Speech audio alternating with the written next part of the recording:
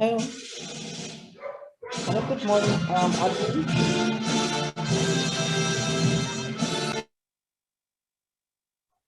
Hello, good morning, everyone.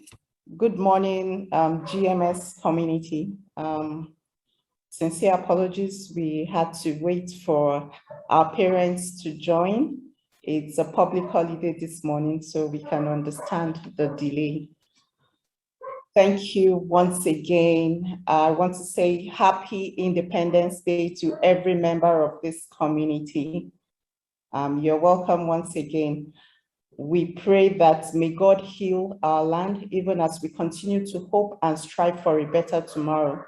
God bless our children, God bless our families, and God bless Nigeria. You're welcome once again to this Parents Forum.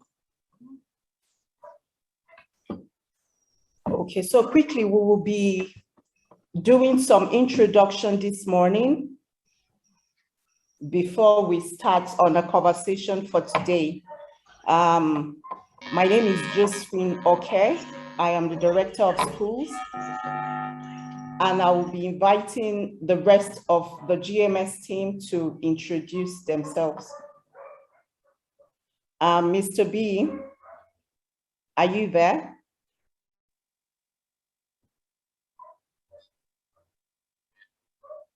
Hello?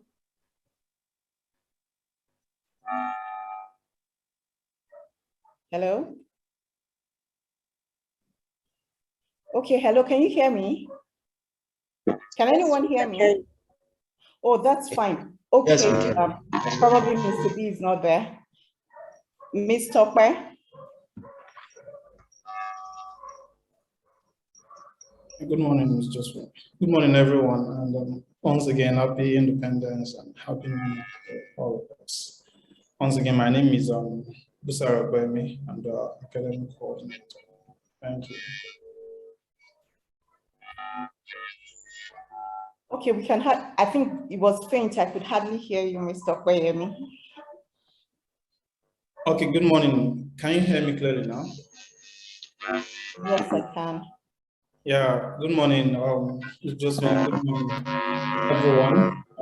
Happy Independence to all of us and happy New Month. My name is Busara Kwemi, and I'm the academic coordinator. Thank you. Okay, thank you very much, Mr. Okwe. Mr. Wisdom. Okay, good morning, everyone. Happy Independence and a happy new month to you all. I am Coach Wizzy. Nice to have you. Thank you, Coach Wizzy. Okay, Miss Pauline.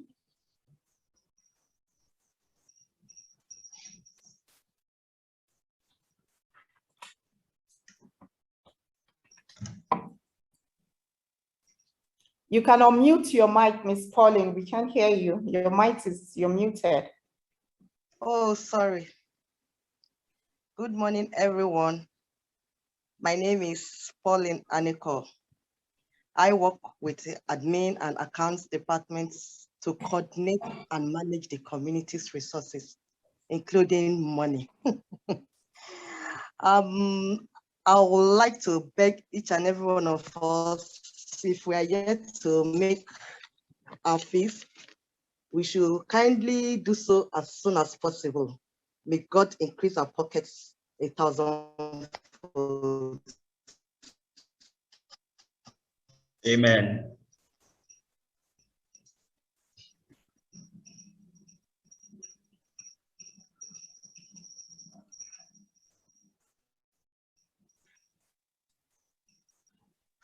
Okay, Miss Janet. Hello, Miss Janet. I'm here, ma'am. Good morning, everyone. Good morning, Banimori community. Good morning, Miss Josephine. My name is Miss Janet Ago Majesty. I am the school's administrator. Thank you. Thank you. Okay, Miss Katie. Miss Katie.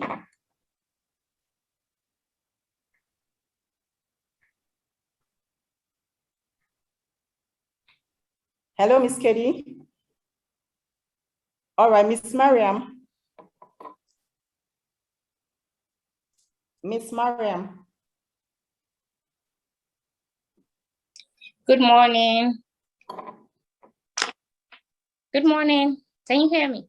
Good morning, Miss Good Mariam. morning, Miss Mariam. Good morning. Good morning. My name is Mariam Ali. I'm the citizenship and the history teacher. I'm also the manager, class manager. Thank you. And happy Independence.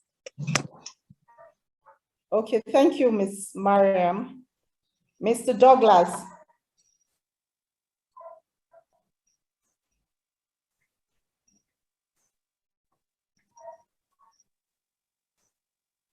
Mr. Douglas. Hello, can you hear me? Okay, yes, we can hear you now. I can hear you now. Good morning, Miss Joseph. Good morning, everyone. My name is Welcome Abdullah, and I am a mentor. Thank you very much.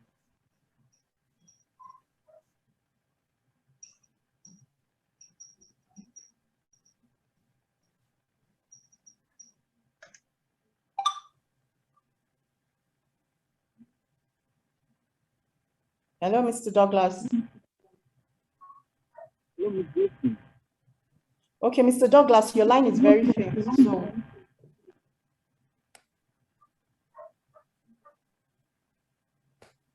Okay, I guess that's network. Okay, Miss Blessing, are you there?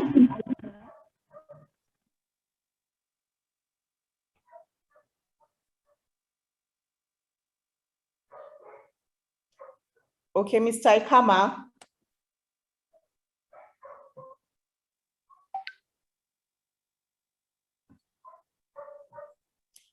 Miss Dauphin. Good morning. Okay, good morning,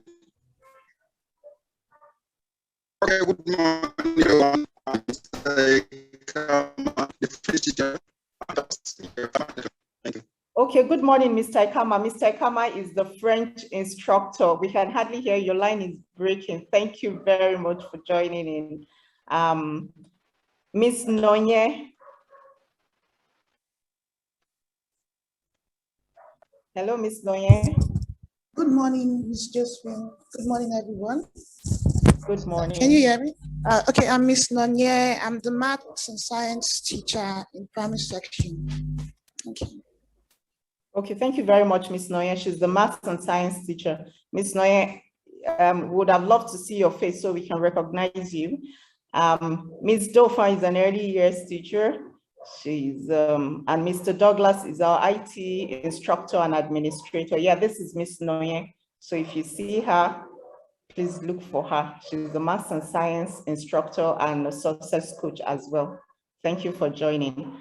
Miss Katie is a year one class manager. Thank you for joining in. Okay. Okay, is there anyone I have not mentioned here? Miss Yemisi is early years. Thank you for joining in. Miss Rukayat.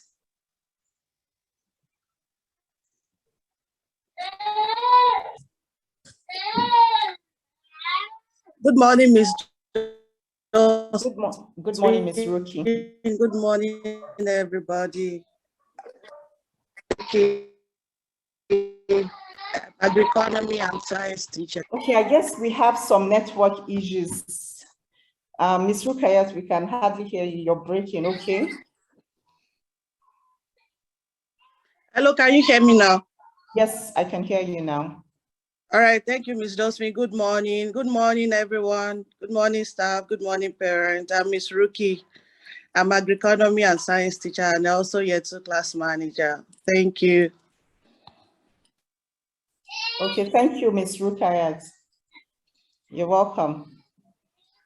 All right, thank you very much. Thank you, our dear parents, for joining in.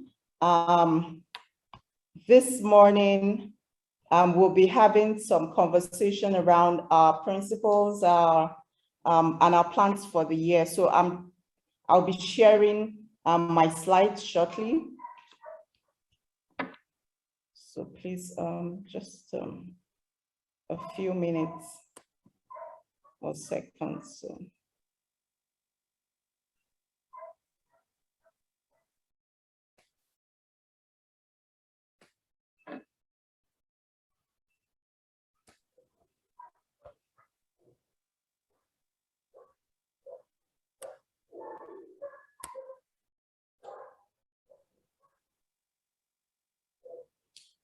Okay, I hope we can all hear me.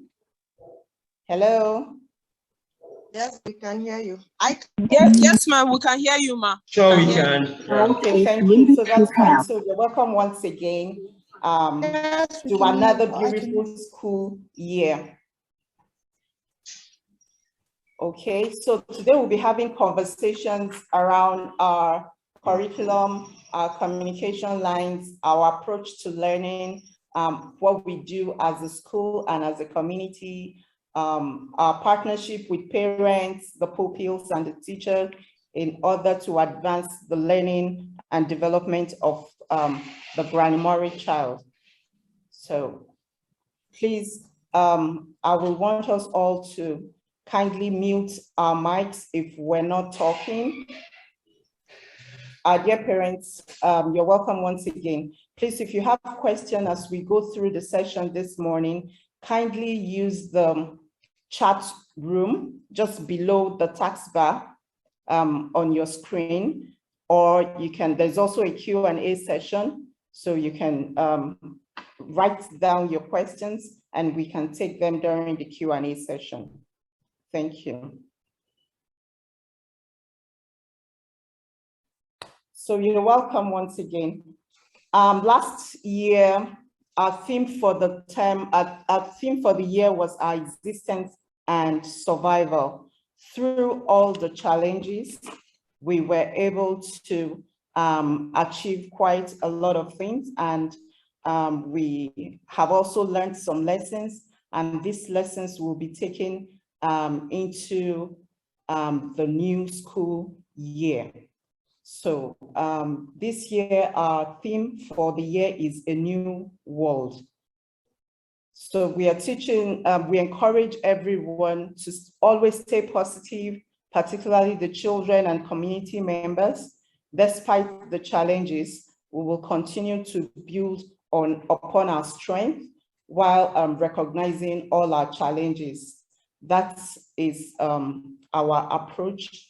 We're going to bring in all of our experiences in order to create a very memorable and worthy experience this school year for each and every member of the community.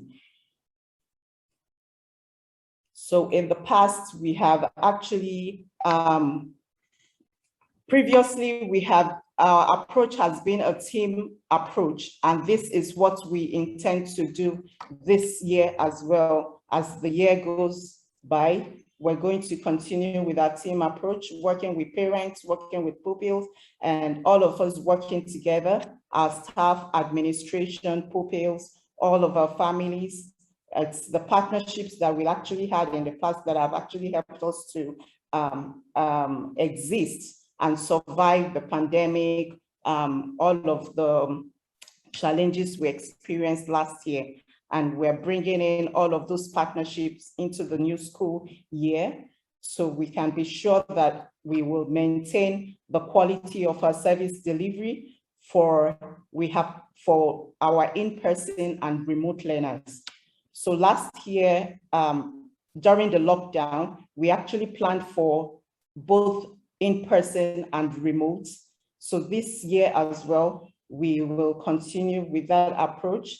We are building resilient people, resilient children. So we will just continue to encourage each and every one of us to be prepared for any of the challenges that may come. So our popular slogan in GMS is, "We were born ready." So we always want to be ready for whatever may come our way. Thank you very much. Quickly, we want to remind our returning members of the community and our new members of the Granny Murray community of our vision, mission, and core values. The vision of Granny Murray is to raise a complete and purposeful child, and our mission is to continually gravitate towards creativity, integrity, and academic excellence through appreciating the individual, the uniqueness of the child, by providing a positive relationship and enabling environment for the child to actually be able to reach their full potentials. Our core values are centered around child. C stands for creativity, H for harmony, I for integrity, L for love, and D for dedication.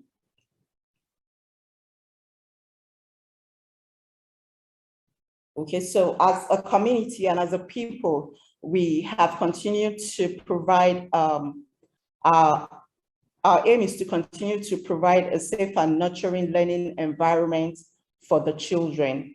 So these are some of our services. We provide services from infants to college. So we believe in discipline and moral development. A child that is trained in the mind and not morally, according to Theodore Roosevelt, says it's like grooming the child for menace in the society. So we encourage a complete and purposeful child. So we also have, our curriculum is actually built around raising a purposeful child. So we have the 360-degree educational development. We use an integrated approach. That's the blend of the Nigerian, British, American, and the Ontario curriculum. Our deputy head of schools will be telling us more about the curriculum in his session. Team teaching and pathway programs are some of the ways we were able to achieve the complete and purposeful child as well. Extended care and club activities are available for families that are very busy.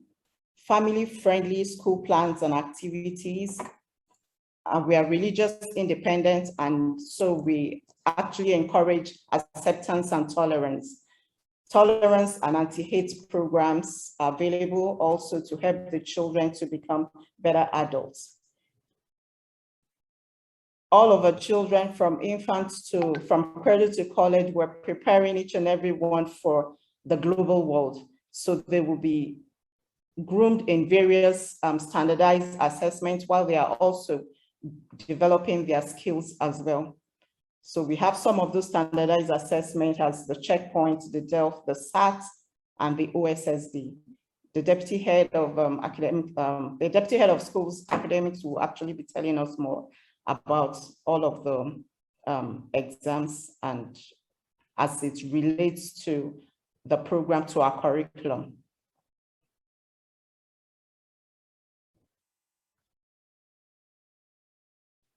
So we'll be sharing with you some of our guiding principles this year and our plans. Our first priority, just like last year we focused on safety for every member of our community.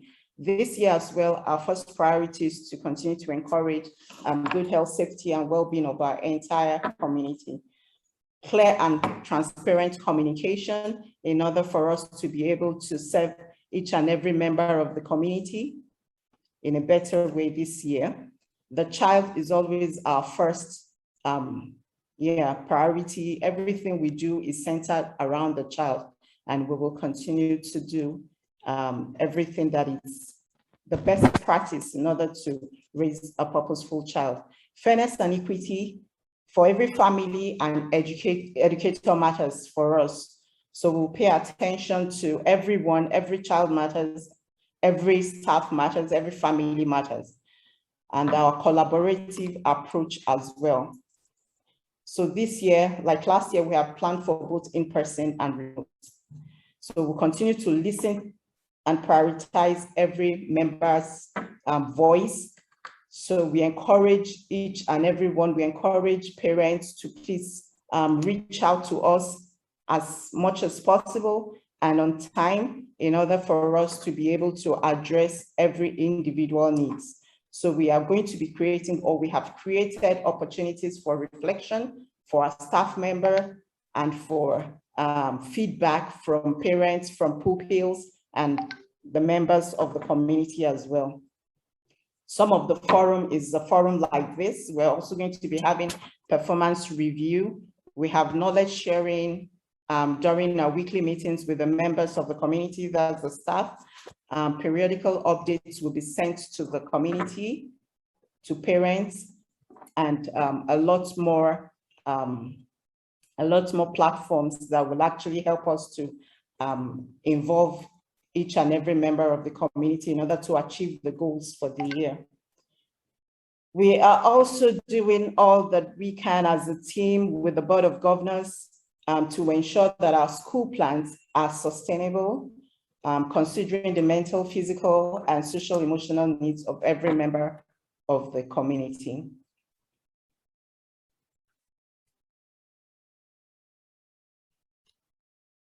So these are some of the ways that we're actually going to be communicating with parents this year. The school timely newsletter, the school calendar will be sent, will be made available. The year group newsletter, this will actually also include the overview of what your child will be learning in the course of the term and the year. Monthly newsletters, periodic emails, WhatsApp messages, and our website. We encourage parents to please read all of our communiques and feedback to us wherever we need clarification. We encourage inputs, we encourage contributions. So our lines of communication are very open. We encourage the open door communication. So if we have any challenges, kindly meet the campus manager or make an appointment to see the deputy head of schools so that we can resolve all of our issues and we can continue to provide quality service for each and every member of the community. Yeah, our communication book is actually a first point of feedback from parents. Kindly please feedback daily using the communication book. The class managers will be sending information via the communication book. Please endeavor to read them and feedback to the class managers so that all of our concerns can actually be attended to on time. And you can also stay abreast of your child's daily learning and development. We have our emails, care@granimori.com, customer care lines, they are all available, and the front office. So please kindly interface with any of our care and admin team at the front office as soon as you have any concern or inquiry, please. So quickly, just to remind us of our itinerary, our daily itinerary. So the school gates are open. The school gates is open from 7 a.m. in the morning. Breakfast is at 7:30 to 8 a.m. We encourage families to please bring their children in school on time. Assembly and circle time starts at 8 a.m. and assemblies are very important opportunities for the children to learn a whole lot.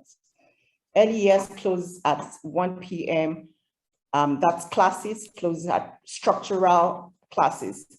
Primary and junior high closes at 3 p.m. We have after school and club activities available between 3 p.m. to 5 p.m. and school closes at 5:30. We encourage parents to please pick up. The situation in the country is not very healthy for late pickups. So please endeavor to pick up your children latest by 6 p.m. so that the staff can also get back to their homes on time and return safely to work the next day.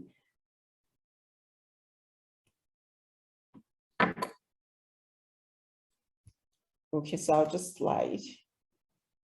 Okay, this is some of our early years routine. but I will slide and then we can have conversation with the early years parent as time on a daily basis and as time goes on. We will be receiving some developmental checklists that will actually help the parents and the key workers to keep a progress track on the child's learning and development. So we, at the early years, we actually encourage independence. So there are some of activities and house chores that will help parents to also work with our community in order to ensure we are developing an independent child.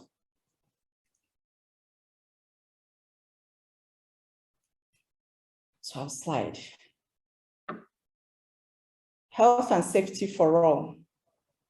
So we have multi-layered mitigation approach in order to ensure health and safety for every member of the Granny Murray community. We have opened this year from where we closed it last year. So we will continue to be proactive in all of our operations. We encourage the use of face shields and nose masks. Stay at home when we're ill, as staff, as pupil, as parent, or we go home if we become ill in the course of the day. Hand hygiene is, we encourage a lot of hand hygiene, hand wash, in order to help us to keep safe in the course of the day. Cleaning, disinfection, fumigation, defogging, sanitizing, continuous ventilation adjustment, outdoor learning, in order for the children to actually more of outdoor learning. Yeah, the comfort room. We have a comfort room where any child that is we observe any form of discomfort, the health staff attends to the child, and is also while we wait for the parents to pick up. Facility maintenance, general facility maintenance, the equipment, ensuring that they are safe for everyone in the community. And we have our child protection and safeguarding policies as well. This we'll be sharing with you as soon as possible.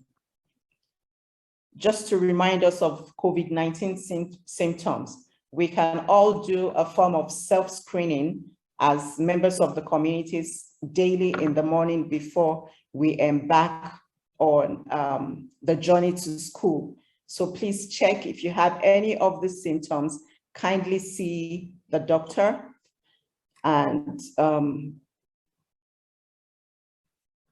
and then we can be sure that you're fit to come in again. And if you're out of school for medical reasons, please provide a report from the doctor to actually help us be sure that you're fit to return back to school. Uniforms. Uniforms are Mondays, Mondays and Thursdays. We wear the school uniform, the white and blue, the pupils. On Tuesday, they wear the mufti. On Friday, native wear as well, and Wednesday, sports wear. So this is actually, we try as much as possible to help the children to learn to be disciplined as well with our uniform strategy. So it's important that we guide our children to be able to follow through with our uniform policy.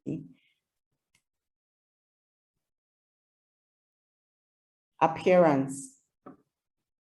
Fingernails should be trimmed low. We encourage that the girls braid their hair and the boys cut their hair minimum twice monthly so that we can look very neat. No beads allowed for child safety.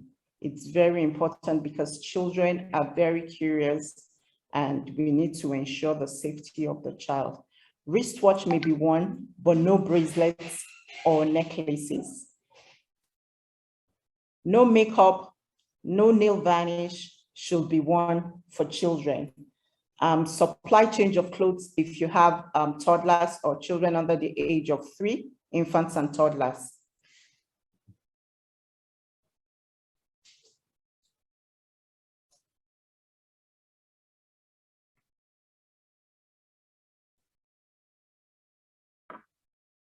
about our meals.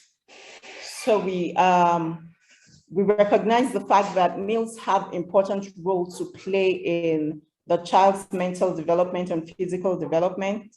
So we encourage healthy meals, and we have included breakfast and snack in our meal feeding policy. So weekly menus are provided for families, and you can please see the campus manager if you have any concern about the meal for the week. As much as possible, we try to provide alternative meals for children that may not want to take any of our meals. Of course, we try as much as possible to encourage them, but we'll rather not have them starve. So we always make available alternative meals. Breakfast is at 7:30 to 8. Please help your children to be on time for breakfast. Brunch is 10 to 10:30. Lunch is 2 to 2:30, and snacks is 4 to 4:30. You may pack extra snacks for your child. It's fine. Please, we also encourage that every child comes in with their water bottles. We have water system. We have the water dispensers, the Seaway water in the facility, so they can always refill. But please help your child to ensure that their water bottles are cleaned every morning before they could fill it up with water.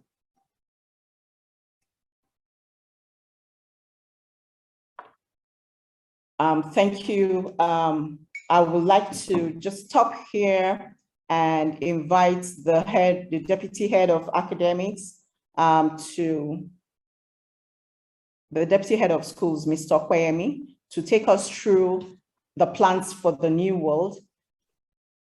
Mr. Okweyemi.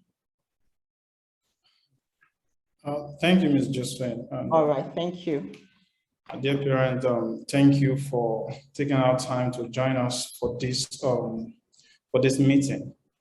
And once again, happy independence to all of us. So, Ms. Josephine, please, can you permit me to share my screen? Yes, please, you can.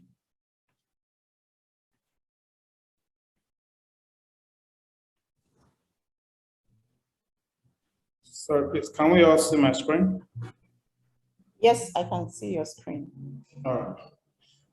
Thank you. So, our dear parents, I just want to once again take us through, and also to remind us, as the case may be, what we do in school concerning our curriculum. I'm sure you're interested in knowing what your child is learning in the classroom or is learning in the school, both in the classroom and outside the classroom. So just permit me to discuss and to bring to you once again the curriculum that we use in the school. So I'm going to start with the EYFS, the early years foundation stage. Is for children between the age of 0 to 5. So if your child is within that age range, your child definitely belongs to these categories of pupils. So we have from 0 to 1, we have 1 to 2, we have 2 to 3, and then up to 5. So at the end of earliest EYFS, the child is expected to move into year 1 to continue with the educational program. So let me quickly run through what we do at EYFS so that you'll be aware of things to expect and how you can actually follow up as a parent. So EYFS has 4 major principles. There are 4 foundations that, that describe EYFS. The first one is a unique child. The second one is a positive relationship. The third one is enabling environment. And all these 3 would equals to what we call the learning and development. So the 4 principles guiding EYFS are what is shown on your screen. I take it again. The first one is a unique child. The second one is a positive relationship. The third one is enabling environment. And everything will accumulate into what they are learning and how they are developing. So let's take it one after the other. So what describes a child to be unique is what we call their preference. They have choices that are different by which they want to learn. They have different energy. They have different interests, and they like to do their things differently. Some of them are very strong, while some are stronger. So we are, as a school,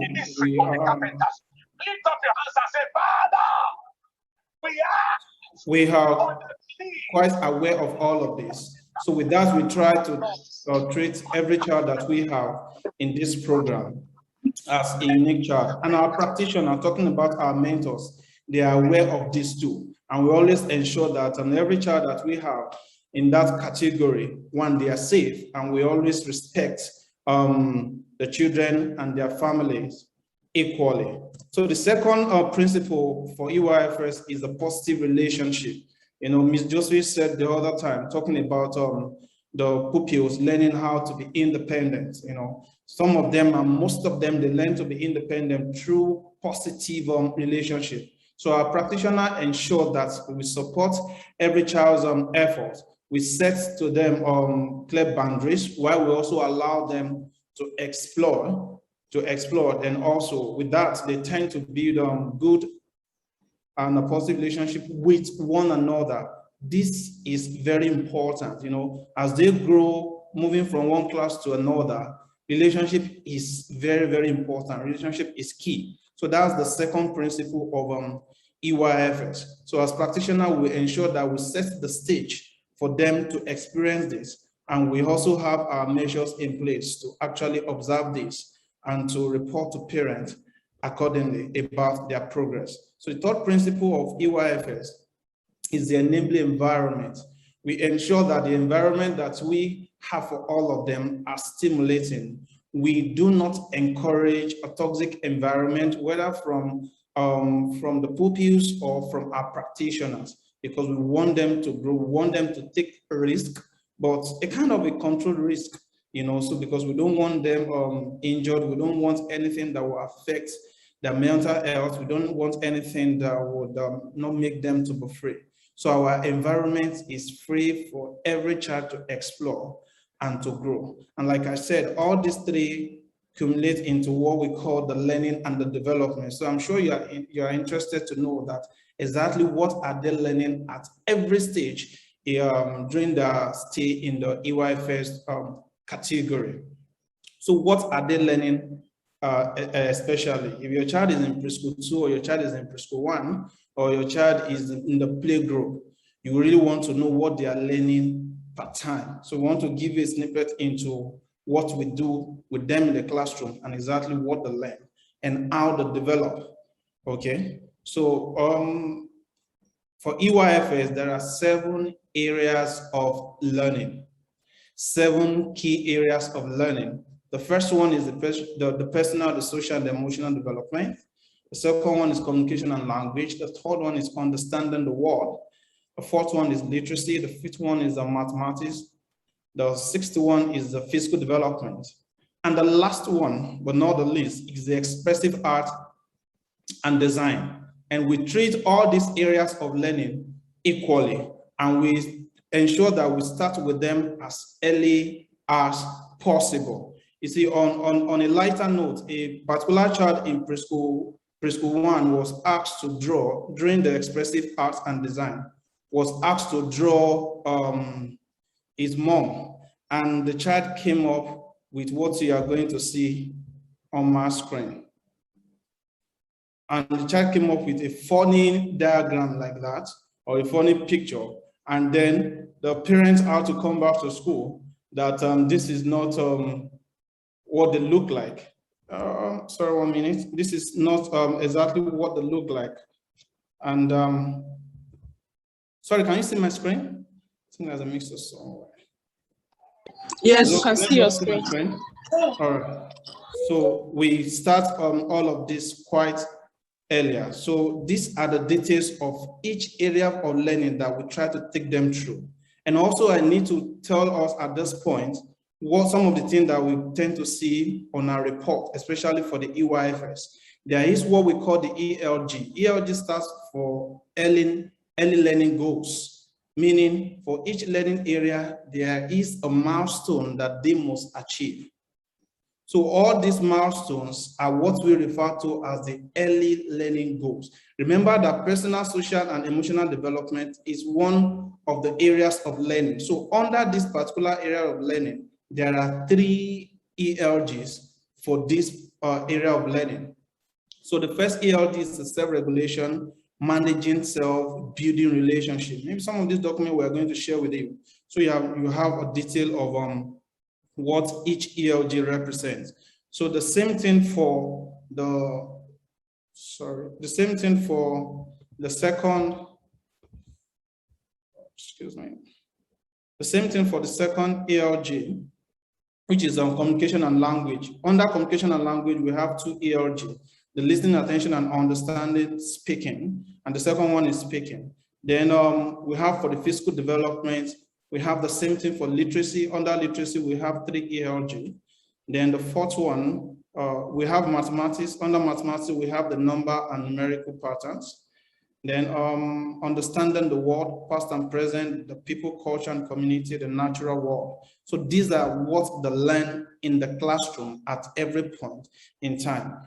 So like I was saying, a child was asked to, during expressive art and design, was asked to draw his mom, and the child came up with this, so we ensure that we start with them early and help them to develop in every area. So at the end of the term, we actually package what they've been able to achieve in the course of that term, and we sent it home. And we were surprised that the parent came back to school telling us that this doesn't look like her. And then we also asked the child to draw the dad. Then the child also came up with this. So the parents actually came back to school on a lighter note anyway, asking for a refund.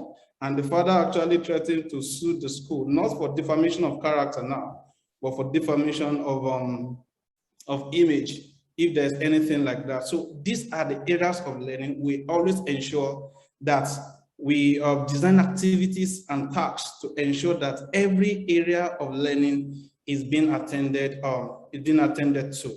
So I've described the 7 key areas of learning, and everything equals to 17 ELGs. Remember, I said that the ELG stands for the early learning goals. Those are the milestones that we set for them, that by the end of their 5th year in EYFS, they should be able to achieve all of the milestones. So the additional aspect of learning that we have is called the effective learning. That has 3 aspects: the playing and exploring, the active learning, as well as creating and thinking critically. So what does that mean? This is kind of close to Montessori for some of us that were actually interested in it. So what we do here is to actually design activities that will ensure that the play and the explore. We want to see how creative they are. We want to see what they can do with materials that is being made available to them. We want to see how active they are while trying to learn new things. Talking about the motivation, the second aspect of effective learning now. And then the third one, how they can actually think critically. Sometimes you give them some materials to play with, and you are interested in what they can actually come up with. So deliberately and intentionally, we give them some materials and we watch them being creative, we want them to think through things.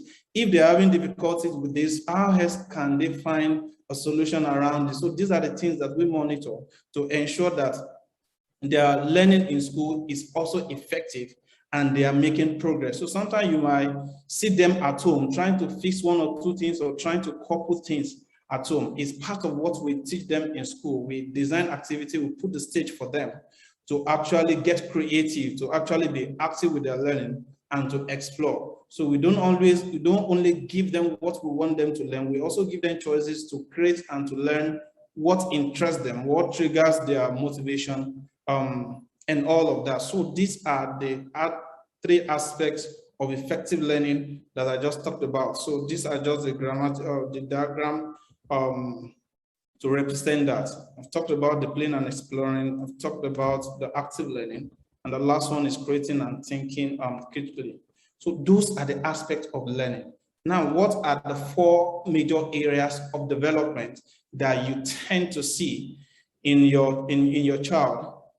or in your children, as the case may be, if you have more than one of them in the early years. So the four major areas of development, according to the Ofsted, the EYFS curriculum, is the social and emotional development, and we will report this to you in real time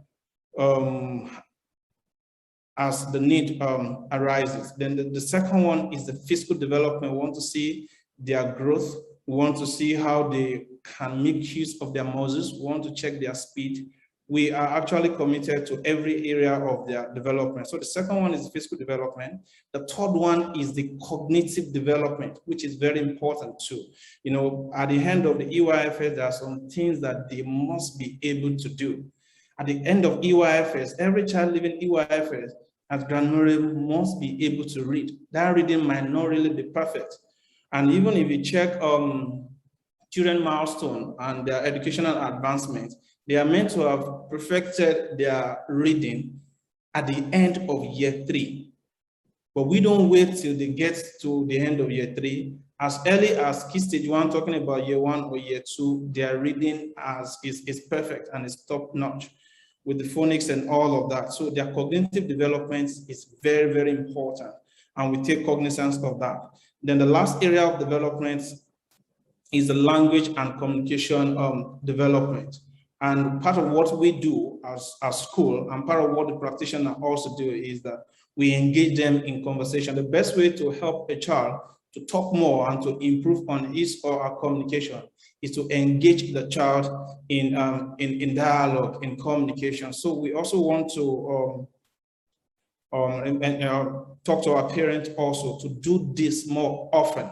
You know, so with this, you yourself, you can gauge and you can actually do your own assessment of their language and communication development. You never can tell the level of vocabulary that they're developing until you start engaging them in conversation. So their language and communication development is very important. So this is what we do, and more of this in EYFS. And also, we have our reporting. Like I said, in our reporting, we report on 17 ELG, talking about their achievement milestone. Once again, ELG stands for the early learning goals. So these are the goals that we set for them based on standards that they must be able to achieve at the end of the EYFS. Then I've talked about the characteristics of the effective learning also. We've talked about the 4 categories of that development. So how do we measure all this development? The yardstick for this development are on 3 scales. The first one is emerging, the second one is expected, and the third one is exceeding. So if you set a milestone for your child, are they actually making or like achieving that milestone that has been set for them? If they are not yet there, then we'll grade that as emerging. And so what we do is that we give them support, we monitor, and we ensure that they actually move up to expected. And for some of them that they are expected level, we give them also activities to push them a little, to make them achieve more and move up to the stage of exceeding. So the 3 major scales for measuring that development are these 3 that you can see on my screen: the emerging, the expected, and the exceeding. So basically, this, in a nutshell, this is what we do at EYFS. These are the areas of learning, these are the areas of development, and this is how we communicate to you real time. And then if you look at this number 4, also part of what the practitioner, part of what they do by designing activities and tasks for them is to observe and report and make suggestions to you if there's anything that constitutes red flag, whether from areas of learning or their development. So we are not just there, receive them in the morning, keep them in the classroom, help them to learn. We monitor them real time. So if we notice that a child is having maybe a little difficulty or there is a challenge with his or even physical development, we observe that. We are not doctors, but we make observation. That's what we do. And then we'll make recommendation and we'll make suggestion to you as a parent. Then we'll see how we support you to follow up on this and ensure that they develop as planned. They develop based on their age group and how they should develop. So in a nutshell, this is what we do at EYFS, and this is how we'll get our observation, and this is what constitutes the report that we actually send to you. So quickly, I'll be moving into the primary and the secondary. The primary school, we have two key stages for our primary school students. We have key stage 1, that's KS1, and then we have the key stage 2. For key stage 1, we have year 1 and we have year 2. For key stage 2, we have from year 3 up to year 6. And key stage 2 is further divided into 2, the lower key stage 2 and the upper key stage 2. So if your child is in year 3, your child is in key stage 2, but the lower key stage 2. And then we have our key stage 3 from age 7 to 9. Now, we have quite a number of improvements on the curriculum that we use as a school. So I'm going to be taking us through this curriculum. Actually, our learning journey is from the EYFS to key stage 2, to key stage 1, to key stage 2, to key stage 3, to key stage 4, and to key stage 5. You know, so we now have this integrated curriculum because education is evolving. Things that students need to learn in order for them to prepare for the future are quite changing. What was obtainable last 10, 15 years are not the same right now. So we have to keep our students and our pupils abreast of what they need for them to be ready for the future. And with this, we are also consultants to parents in terms of their children education and what they need to know part time. We are raising a complete and a purposeful child, and we are raising them based on 21st century skills. So all of this comes with changes in curriculum. Even Nigeria curriculum, they are also making effort, but there are some countries that are way, way ahead of this reality, and they are constantly changing what is obtainable in their own curriculum. So as a school, as GMS, we cannot but jump on this and get the best for every child that comes to GMS. So this is the list of the curriculum that has been integrated that forms our own trademark. The first one is the national curriculum in Nigeria, which is the universal basic education that runs from year 1 to year 9. We all know what is in that curriculum, even though the ministry is making efforts to make some changes.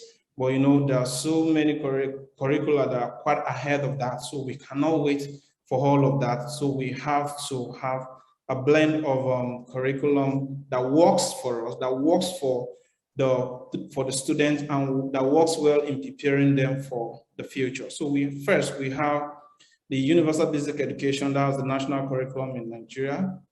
Then the second one is the national curriculum in England.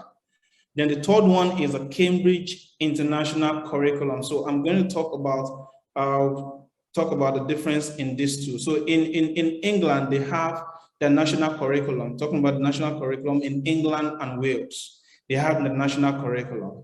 But in the same time, there is a Cambridge Assessment International Education. Cambridge is the world's largest provider of international education, international program and qualification.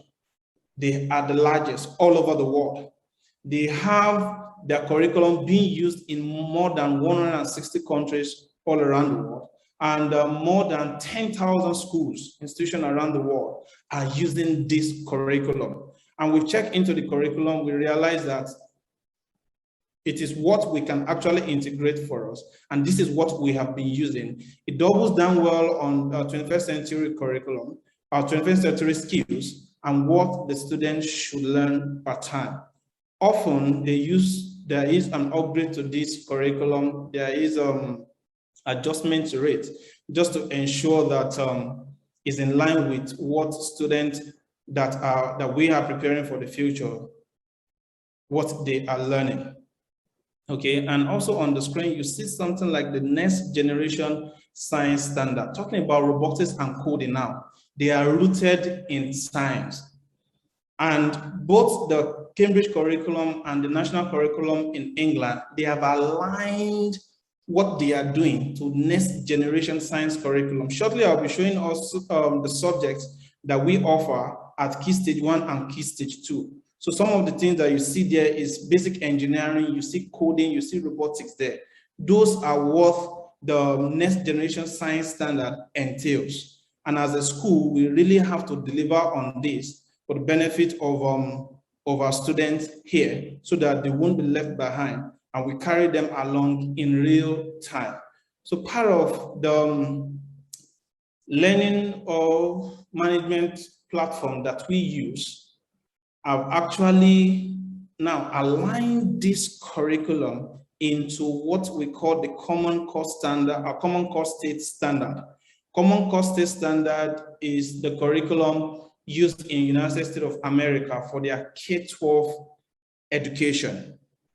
So the content and the learning platform that we have subscribed to have aligned this with Common Core Standard. So what that means is that as we deliver on the national curriculum in Nigeria, national curriculum in England, as well as the Cambridge curriculum, we are also delivering on the Common Core State Standard in USA. So all of this we do to ensure that we give them all-encompassing learning experience that will enable them to fit into any school in any part of the world that they probably find themselves in the future.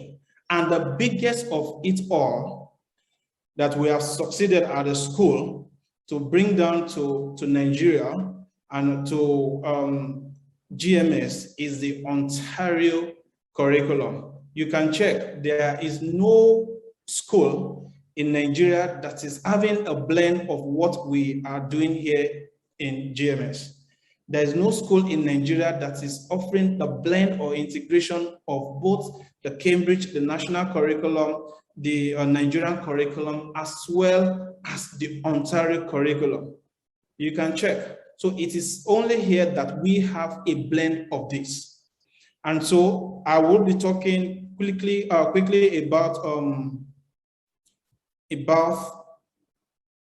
Ontario curriculum. And what we tend to achieve with that is a vision of the school and this item that I've listed. Number one, for them to have a knowledge-based content, to acquire the skill set, talking about 21st century skill, and for them to apply these skills accordingly, for them to grow, for them to be in tune and take advantage of the ever-increasing opportunity that is happening all around the world. And also, we want to give them credentials. Ontario credential, Cambridge credentials are acceptable all over the world. You can check out the best credentials that any student can present for educational advancement. One, they have the American credential, talking about the Ontario curriculum now, as well as the Cambridge results. Those two results, those two credentials have no, they are the best all around the world. And so this is what we want students coming to GMS to actually achieve. And our mentors are actually on that to deliver on all of this. So these are the subjects that are being offered at Key Stage 1 and 2. We have robotics and coding, we have design and technology, we have information, communication and technology, we have the basic engineering and technology. So all of these, in addition to the conventional subject that you see, mathematics, English, we have all of this as STEM.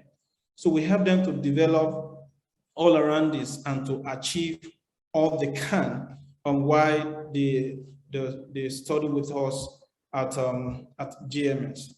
So talking about Ontario curriculum is a curriculum that is suitable for any student that will be going to any of the OECD countries. There are 38 of them. And one peculiar thing about this curriculum is that it's not certificate-based. So any child that enroll in Ontario curriculum, talking about the Canacare, one would be assigned what we call the OEN. The OEN is Ontario Enrollment Number. that number goes directly into the Ministry of Education database in Ontario. So what that means is that as a child is learning in Nigeria here, at GMS, that child is also learning in Ontario because the child is having a database with Ministry of Education in Ontario. And so they don't write yearly certificate examination, but there is assessment at the end of every grade level. And the essence of that is to monitor their progress. So at the end of every grade level, for example, year 1 now, they write assessment. The outcome of the assessment goes directly to Ontario, goes directly to the Ministry of Education, where they will update their database for that particular student. So what they do with that outcome is to compile the child's transcript, so that if the child should travel to any of the OECD countries, any of the 38 OECD countries, including England, America, Canada, and all of that, they don't need to write any placement test for them to continue their schooling in Canada and in any part of the OECD country. So what the child or what the student will just present is the OEN, the Ontario Enrollment Number. So with that number being key into the database on their interface, on their application, is to bring out the transcript for that child. So that transcript can now be mailed to the intending school where the child plan to continue the schooling. And also at interval, at the end of year 3 and year 6, there is assessment that is conducted by EQAO. EQAO stands for the Education Quality and Accountability Office. And the 3 aspects of their learning that they actually assess is the English and mathematics. So they do that at the end of year 3, they do that at the end of year 6. So with this, your child moving to Canada to continue schooling will not be a problem because the transcript is there. Even at the end of the secondary school, the transcript is there for them to process the admission into the university or into college. Talking about Canada, talking about America, and any of the OECD country. So that is the summary of what we do in Canada. That's a summary of the Ontario curriculum. Okay, so it's something that, of course, I would encourage every parent to subscribe to. You know, it helps them to develop, it helps them to acquire every skill that they need as they continue with their education program. So this is the OEN I was talking about. So briefly, I just want to talk about this before Mr. Val would continue with assessment. So these are the block of all the assessment that students here do on the go.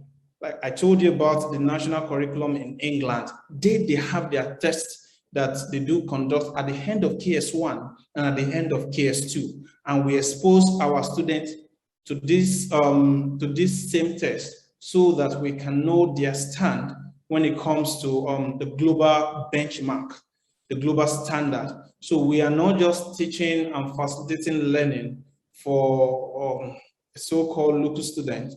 Our students write exam that is globally benchmarked, talking about the national test, as well as the Ontario provisional testing as well.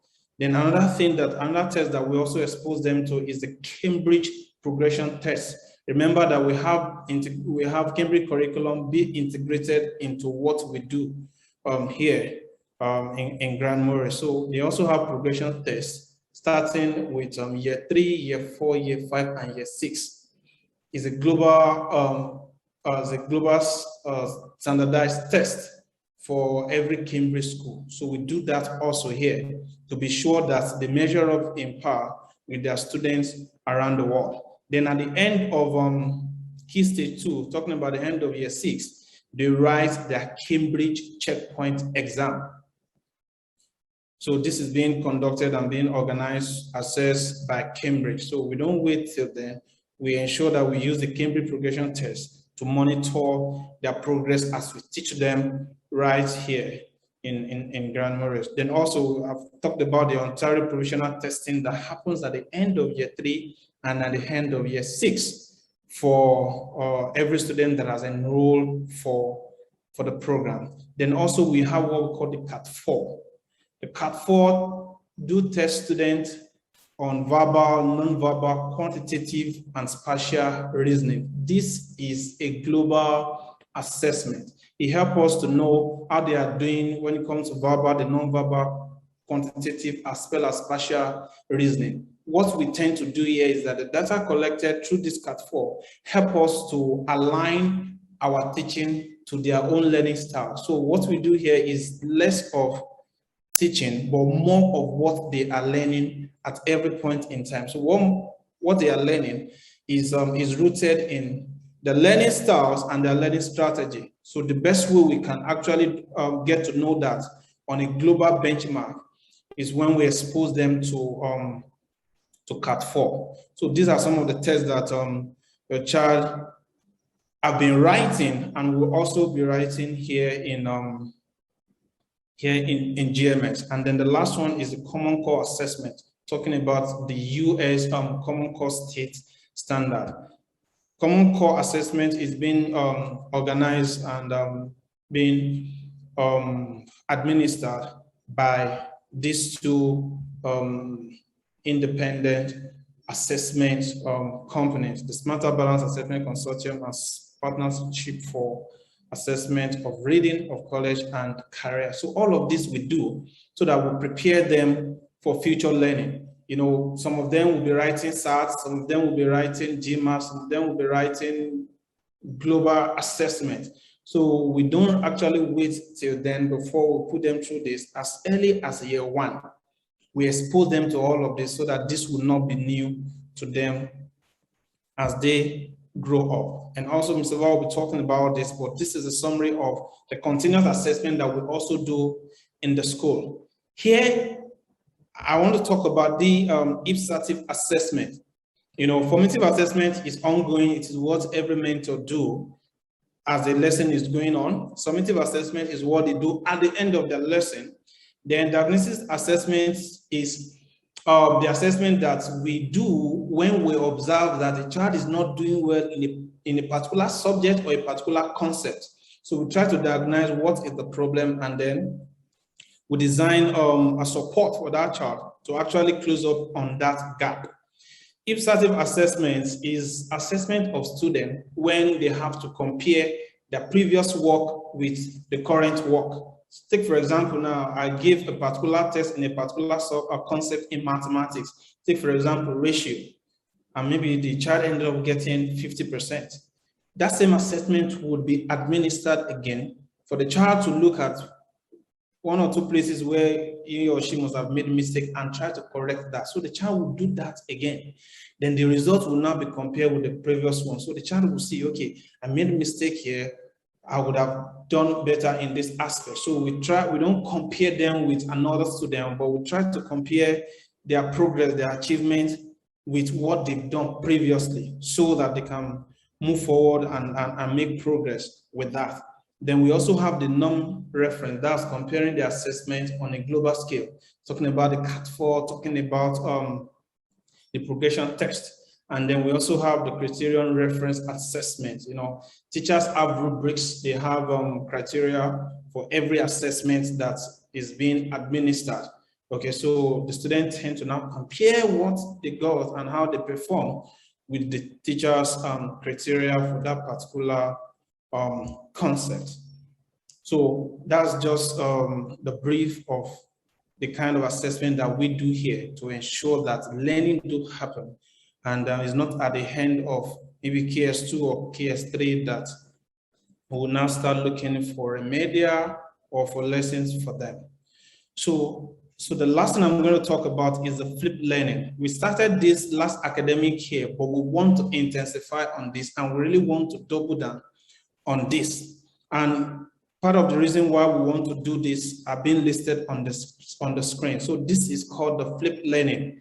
The whole idea of flipped learning is that the practitioner, the mentors, we curate materials that is in line with what they've learned in the previous week and what they'll be learning in the upcoming week. We create a material for that. And while we try to balance what they've learned in the previous week with what they're learning, is to ensure that there is continuity in their learning. When you are introducing a new concept to them, of course, they have to go back to the previous knowledge.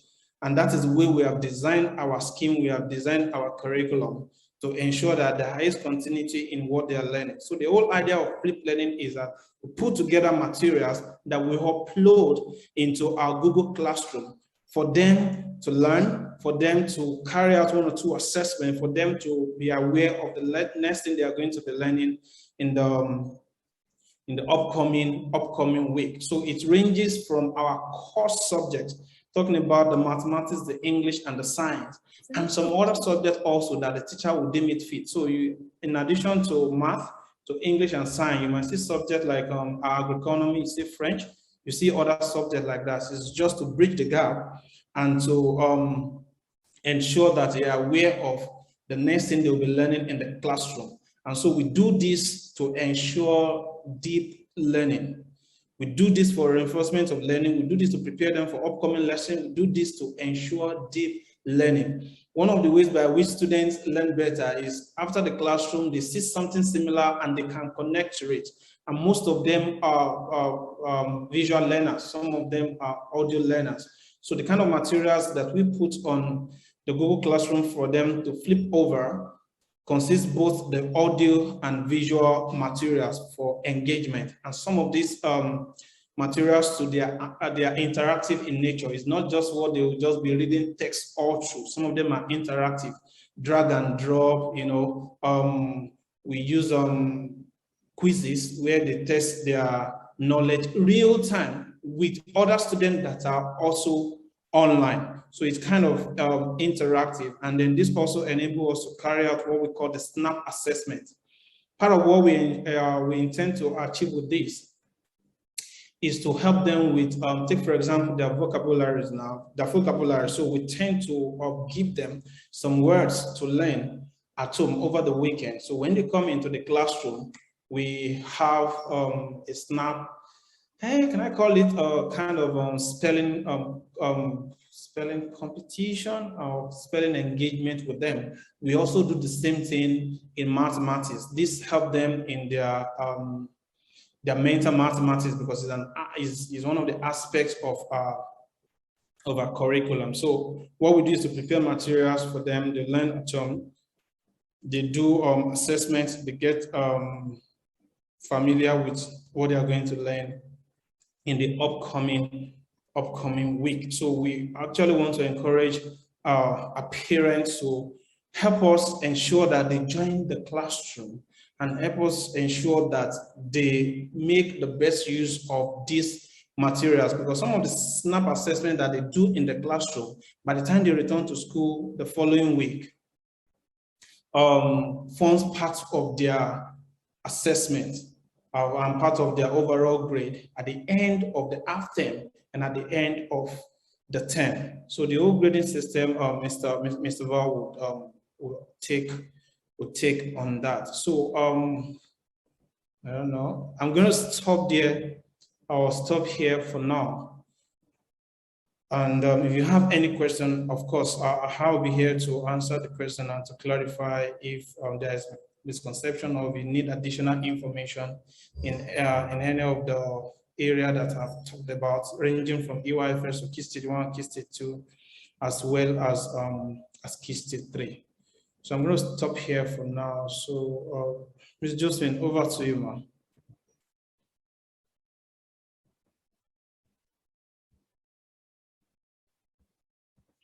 Okay, thank you very much, Mr. Okoyemi.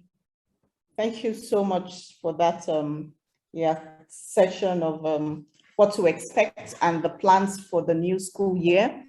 Our dear parents, you have heard him. You can actually book a one-on-one appointment to have more information on our Kana Care program and every other aspect of the curriculum. The Kana Care program is for year 2 up till year 12. I think it will be very nice. It will be very nice if you can actually take advantage of the program in order to raise the global child and to prepare the child for the future. Next, I think we'll be inviting Mr. Valentine. Mr. Val. Good morning, Ms. Josephine. Okay, good morning, Mr. Val. So Mr. Val will be taking us through the English focus and our homework, rewards, and discipline. Welcome once again, Mr. Val. Over to you now. Okay, thank you, Ms. Josephine. Good morning, parents, and good morning, colleagues. It's a pleasure to be here to discuss the future of our rising stars, because essentially, this is what it is all about. I'm going to be talking briefly about English language learning. Permit me to share my slide. Can I go ahead, Ms. Josephine? Yes, please, Mr. Val, you can go ahead. Okay, just give me a little time to do that.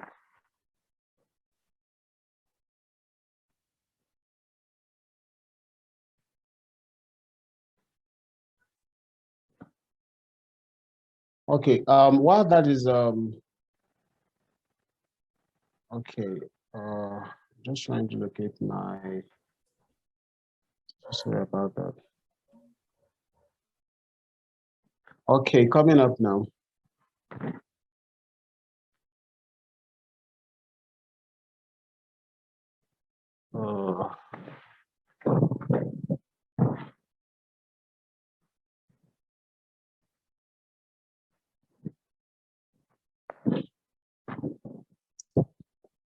Sorry for the break, please, in transmission. I think it will come up. It will come up now.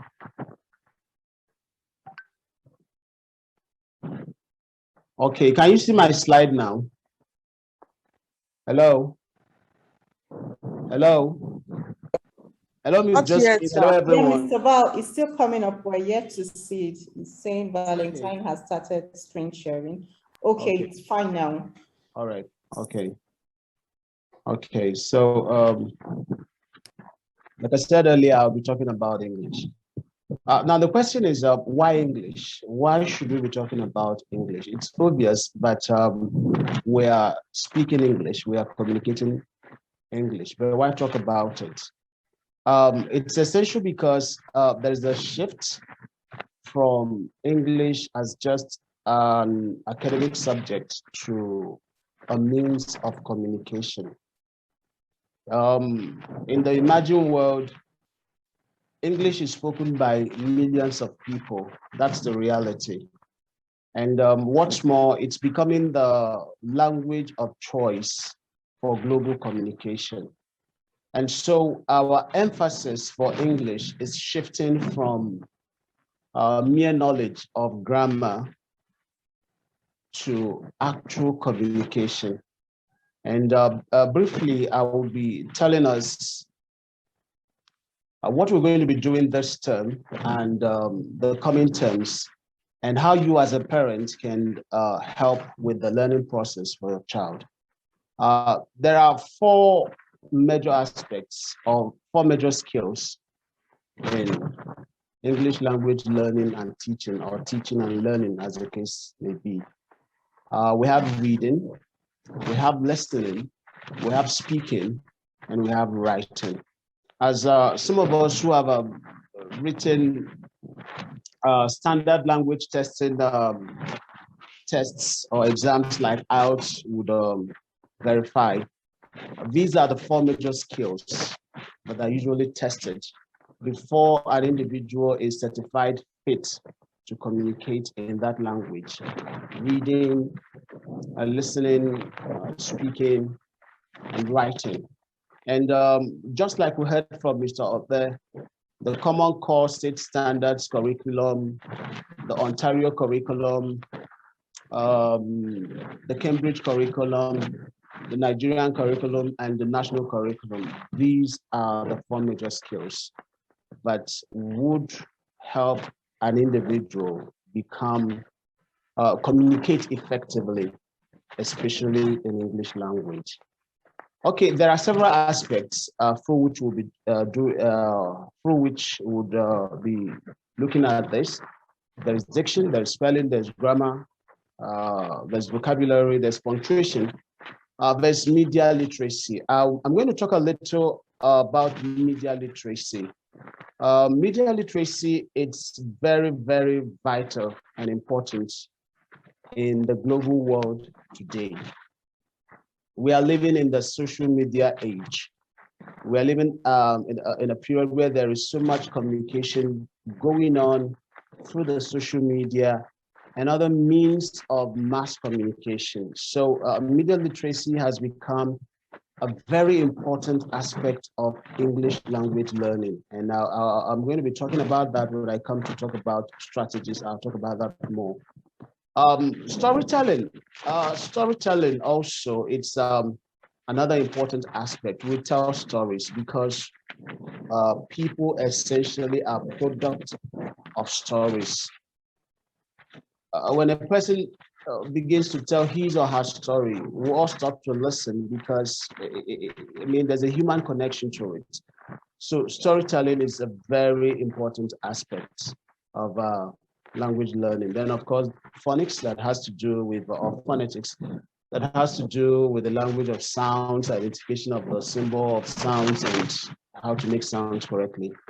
Then there is a text analysis and evaluation. That's another critical importance of communication. The ability to analyze a text, to evaluate it, to make inferences, or to arrive at conclusions. These are skills that our children are expected to have because it gets better the older they grow. But it's not something that is to be left until they are older. There are basic skills they can pick even now, and that's why we have this here. So we also have text organization and structure. When learners understand how texts are organized, the structure of text, whether they are information texts, they are persuasive texts, or they are discussions, it helps them quickly decode reading material.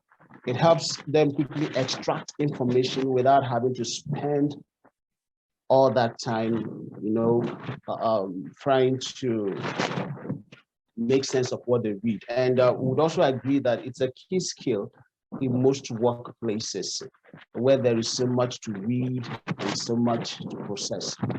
Then language features of texts. Every text type has its language features.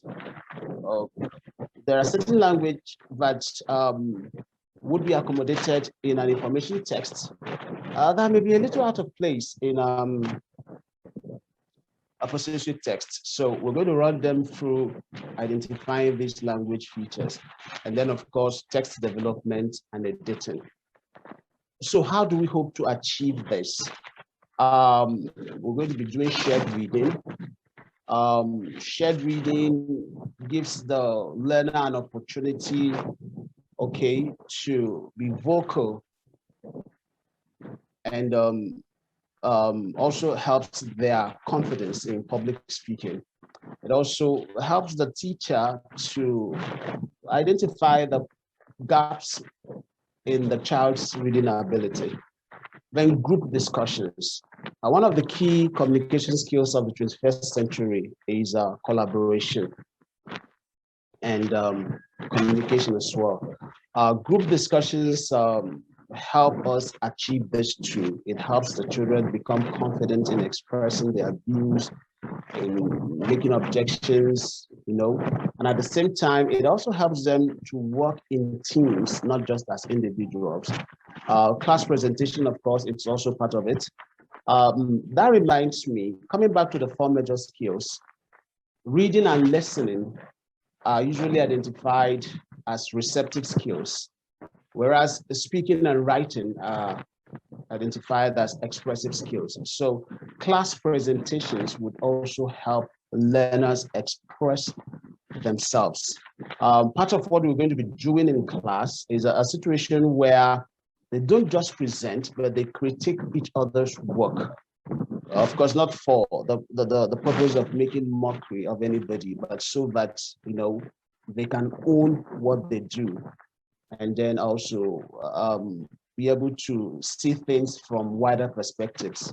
And then, of course, role playing. Then mirroring speech. This is very important.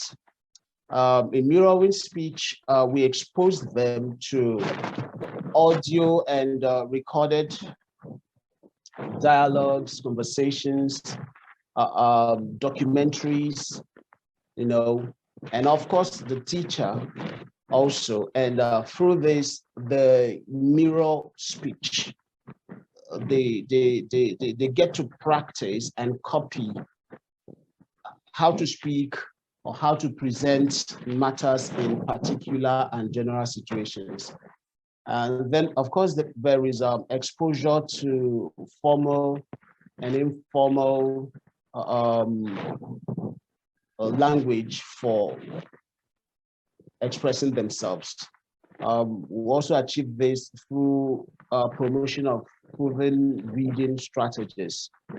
For instance, like the use of context clues, the ability to identify the main idea and the supporting details, the ability to identify cohesive devices and how they help a text, you know, how they help to link up ideas in a text. So these are the strategies we're going to be using. These things don't just appear in our scheme of work, but also in our lesson planning and lesson delivery. Then there's also appreciation and the construction of media content. That has to do with media literacy. Like I said, we are living in the social media age. We're all aware of the power of the social media, as was seen recently in Black Lives Matter there, and closer home, the NSAS. So the appreciation and the construction of media content would help learners, you know, separate the facts from opinion when they use these media. It would help them, or when they use the media rather, it will also help them get the message. What is the underlying message? What's the purpose? For, let's say they're seeing an advert, what's actually the purpose? What's behind this marketing strategy? So appreciation and the construction of media content would go a long way to helping them relate with the society they find themselves, and also resist, you know, certain influences that they shouldn't bow to. And then, of course, another strategy would also be looking at the creation of these media contents themselves. I think it was Livingstone, someone who said that we all live by selling something. Whether we are outright business people or we work in offices, at one time or the other, we have to sell content. The creation of media content will help them to be able to do this when they need to persuade, they need to convince, they need to influence, or they need to sell.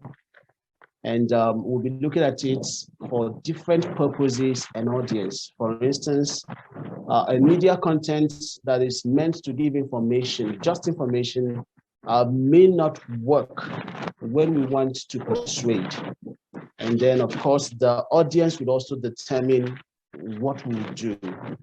If we're aware of the recent Coca-Cola adverts, I think the one that talks about swag or something, you discover that media content like that is targeted specifically at young people. So we would expose the children to all of these so that they would appreciate the role of considerations for audience and purpose when creating media content. And then, of course, we would also do this through research and development. When they have to write their texts, we expose them to research. They make research. They can ask their parents. They can ask their older relatives, uncles, aunties, they could ask their friends. They could use the internet, and then of course they could uh, use other sources like books, newspapers, and the rest of them. So that aspect of it would help them to own the writing process. And then, of course, because they are involved, they can also edit their work better.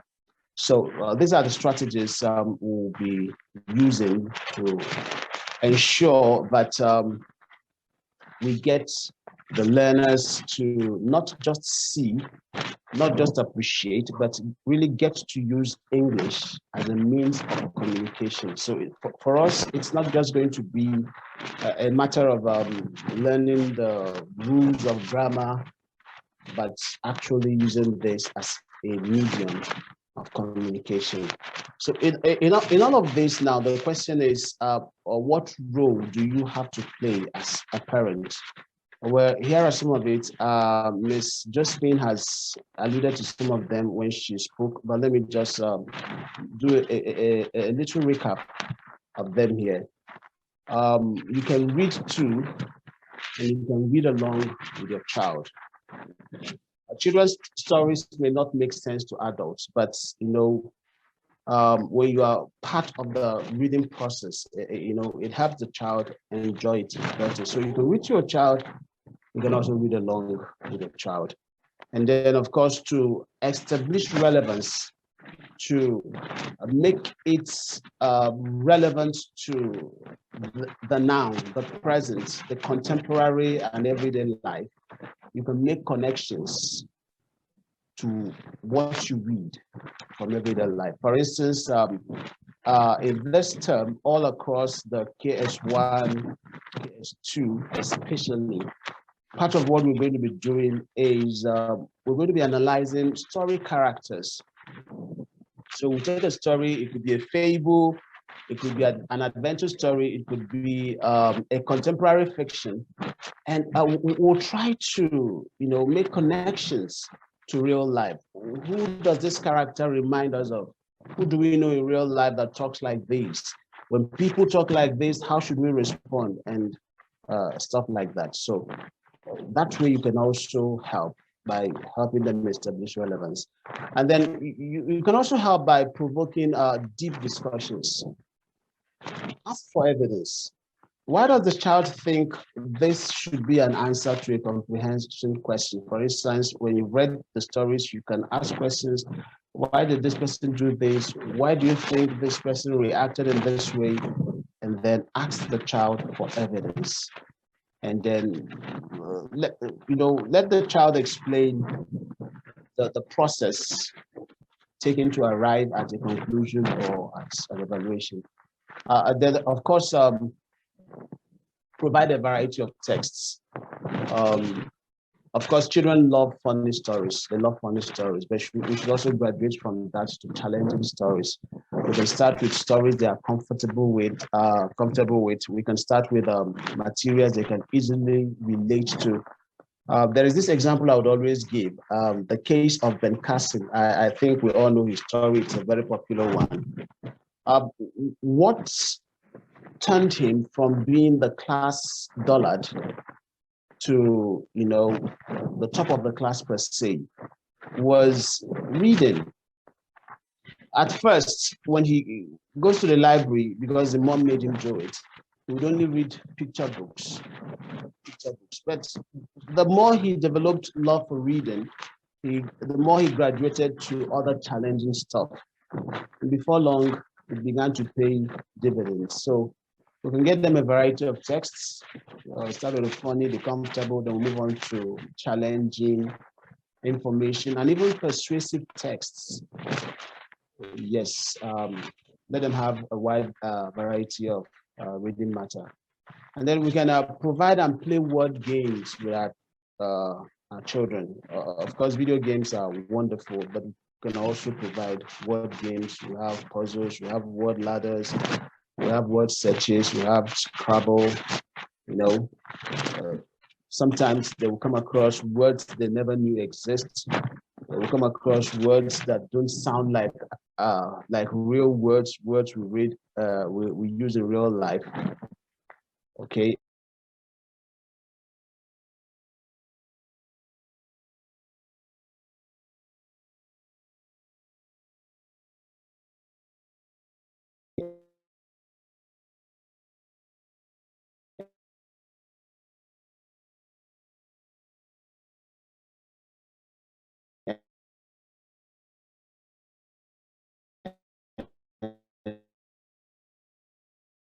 And then through asking questions that the new words children pick up sometimes may not even be from the school. It could be in church. Like I've had one of my girls at home, I mean my own child, ask me one day, I think she said, Daddy, what is lesbianism? And I was like, where do you get that from? But already at the back of my mind, I was trying to arrange for a suitable time so that we could have that discussion. So she said she actually heard it from the TV. It happened at that time. There was a preacher talking about it, and he mentioned it, and she picked it up. She wanted to know what it is. So we can encourage our children to, put down new words, and that would be a help. And of course, be part of the homework process. I know as parents we can be very, very busy, but at least once in a while or regularly, as we have the space, we should be part of the homework process. And I want to believe that by the time we do all of this, together with what we do from our own end of the school, we'll be able to give our children the tools for not just surviving, but thriving and doing very well in the interconnected and global community where English is actually playing a very vital role that we find ourselves. So that's that about English. I'll be available for questions if you have any when the time comes. But for now, let's move to assessment and homework. I think Mr. Obe has already nailed it. I'm just going to point out a few things. One of the things I want to point out is that, hello? Hello, can you still hear me? Yes. Okay, sometimes when mics are muted, it looks like as if it's a monologue of sorts. I know. So I just wanted to confirm that we are still here. Okay, assessment is actually a process. It's not a termination. What do I mean? Assessment as a tool designed by educators is a process.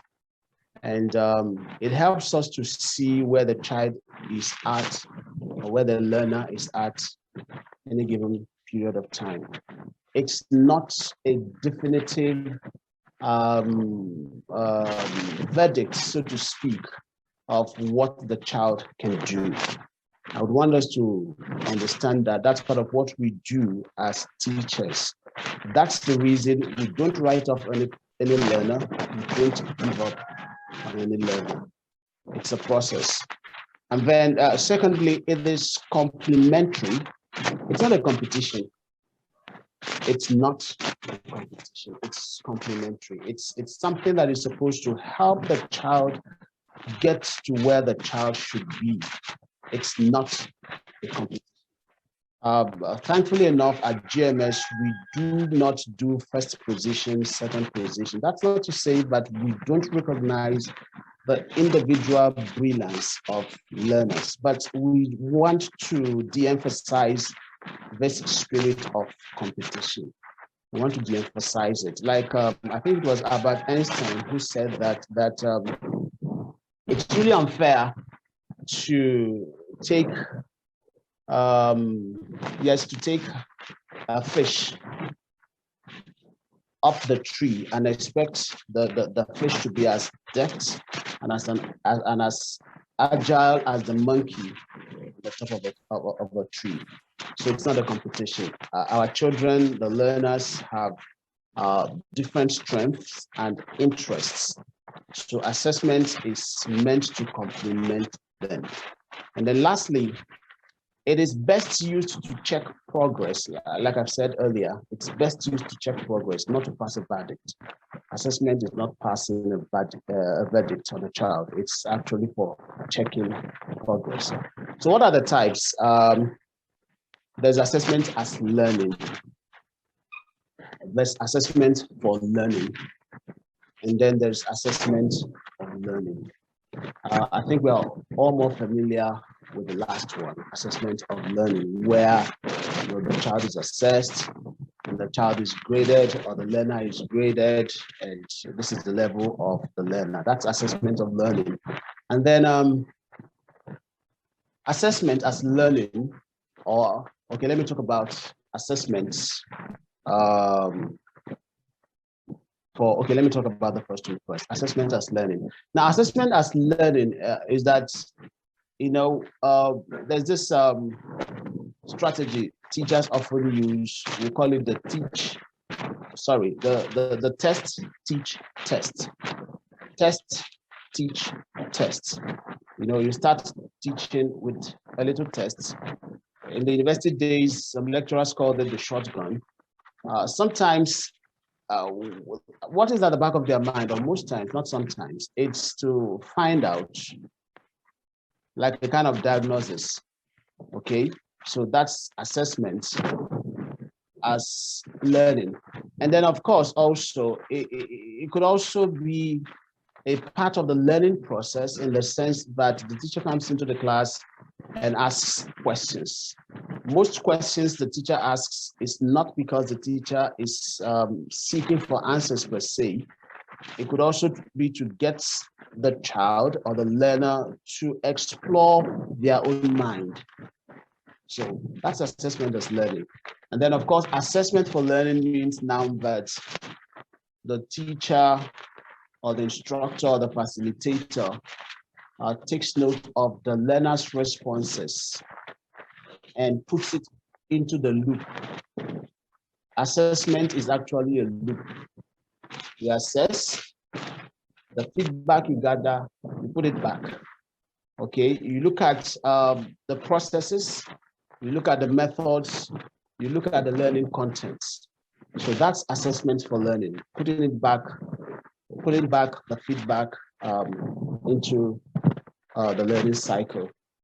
So what are our models? How do we hope to achieve this?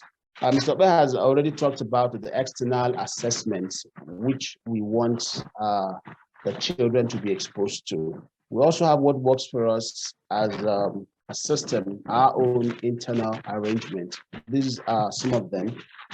Class tasks, class-based tasks that will come during the lessons or after the lessons. Homework, which is a very important aspect of it all. Homework. Now, for homework, there are actually different types of homework. There's homework that is given after the lesson, and we want to gauge how much has been assimilated. There's also the type that Mr. Obe talked about in the flipped classroom, where we want to use homework to preempt teaching. We want to use homework to show the direction we'll be going to next and to stimulate learners' interests. And then there's also homework that is project-based. And there's a flexible Friday. The flexible Friday, as we've always done, is it's an idea that exposes children or learners to all the questions in all the different learning areas, subjects at a sitting, so that they become toughened up, so to speak. And when they see things like that outside, they wouldn't panic. It's something they've become used to already. We'll have our midterm assessments, then the projects, the end of term assessment. Like I said earlier, all of these things, the feedback we get from them, we put it into the learning cycle so that it becomes, we keep fine-tuning the process until the learners get to the peak of attainment and achievement we want them to get to. And then Just a little more about homework and how you can help. I'm sure Ms. Josephine talked about these things earlier, but just one or two things. Realize that homework provides you the best opportunity to be involved in the academic development of your child. You may not be involved in everything that is done in the class. You may not get to see it, but the homework gives you a glimpse of it. So it provides you an opportunity to be involved in the academic development of your child. And then, of course, it also helps you to be part of the feedback. Like I said earlier, assessment is a cycle. It helps you to be part of the cycle. Then another thing you could do is provide necessary work materials, crayons, pencils, A4 papers, and other things that the homework may require. Then encourage independence as much as possible. Allow the child to do it. Of course, it's a different thing where the child is not able to do it. That's a different thing. Now, that means you could now provide feedback. That's why in our homework, there's always provision for feedback. Was the child able to do it unaided? Did the child do it aided? We want these feedback. That would help us to spot certain things we may have missed either in our planning or in our delivery. So encourage independence as much as possible. Discuss difficulties, challenges, or interests with your child. Sometimes it's possible that why a child is not doing a particular work is because there's no interest. There's no interest, or probably there is a learning gap somewhere, that needs to be filled before the child would now apply that in the next step. So discuss difficulties, challenges, or interests with your child, and then provide feedback. What you've observed when discussing these difficulties, challenges, or interests, you now provide feedback and place it in the comments in the communication book. For now, the plan for this term for KS1, KS2, and KS3, homework would go home on homework would be given on Monday, Tuesdays, and Thursdays. Friday is for flipped classroom. And then for early years, Tuesdays and Fridays. So if there are questions on this, I'm available at the end of the session. Okay. Okay, so just a very quick one about discipline and reward system. Some of us of the older generation, we were brought up with this idea that discipline is all about correction. I grew up practically in a Bible reading church, and I remember then, as children, one of the verses of the scripture that was quoted to us before correction was administered was that withhold not correction from the child. If thou beatest him with the rod, he shall not die. And then the lashes would follow. But the thing is this: discipline is primarily for direction. Correction is the second element, and correction only comes after direction has been given. So that's our focus in GMS. It's actually for direction. That's why we have class rules. That's why we have rules of engagement in the playground, in the classroom, wherever. We want to enforce discipline as direction, as detailed instruction, specific instruction. So one way to go about it is to outline expectations and model it. The expectations we want of the children, of the learners, should be clearly outlined. We're having this discussion so that from our own end at home, we can also reinforce some of these things. We have expectations that are clearly outlined. And then, of course, we model it ourselves as teachers, as parents. We model those same expectations so that they can copy. And then, of course, we should reinforce positive behavior. when we have a behavior in the direction that we want it, we should reinforce it. We can give thumbs up, we can place stickers, we can give public praise, we can celebrate performance. Now, these are the things we do at Gradimori, and we'll do more of it in order to get the rising stars to the expected heaven. And then what about negative behavior? Of course, it's not all about direction. Now, this is the corrective part of it. There must come a time when certain negative behavior will be displayed. It's part of the human, do I say human failing now? So what are the things we do? Some of the things we do, we could do denial of playtime. Of course, we enforce this after we've had a discussion about it. That's very important. Children at all times and learners at all times must be made aware of what it is they've done wrong, why it is bad, how it affects others, and all of that. So these are some of the things we do to correct negative behavior. Denial of playtime, cleaning of the part of premises, but this is for older children. Let them be a part of the solution to the problem they've created. And so writing a letter of apology, there's something apology does, even as adults, when we actually apologize from our hearts. Yes, it might look humbling, the meaning, but it also helps us not to repeat the same thing in the future. So writing a letter of apology, it's also part of it. Time out of class, in another class, a visit to another teacher, to enable the child to actually discuss that behavior and all of that. Internal exclusion, a child can be excluded while in the same classroom, can be engaged in another thing, not the thing the others are doing at that time. And detention outside of the learning time.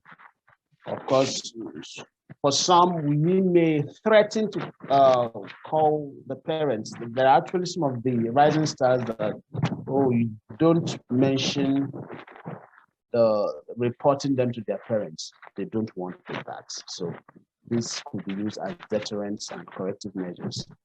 And a visit to the director. And then, of course, though we don't pray for that, but where the child's behavior becomes really, really disruptive and, has gone beyond what the school can manage, then that would come in suspension or expulsion, as the case may be. So I think that's all from my desk.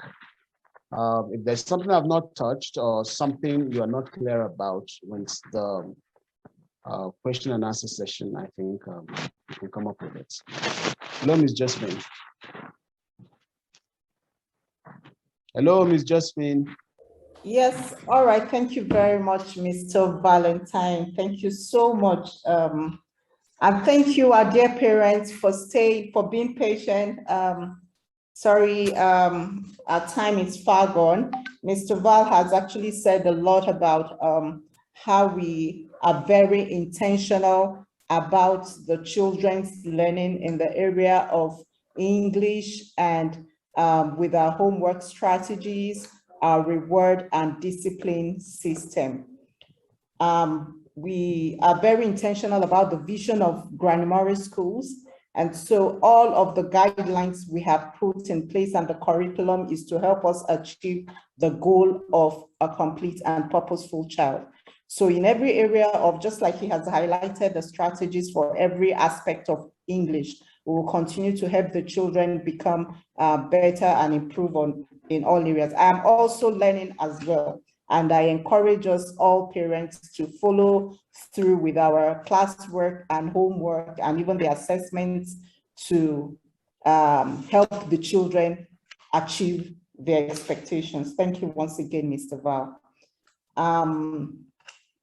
Yeah, so time is 11:13. We're so sorry we started late, and then we will just try as much as possible to be very brief about we have 2 more sessions to go. Miss Nonye. Miss Nonye is going to be sharing the maths focus with us. It's very important. Miss Nonye, are you ready for us? Thank you, Ms. Josephine. Yes, I'm ready. Good morning, everyone. Good morning. Ms. Josephine, can I share my slide? Yes, everyone? Please, you can. Go ahead. Thank you.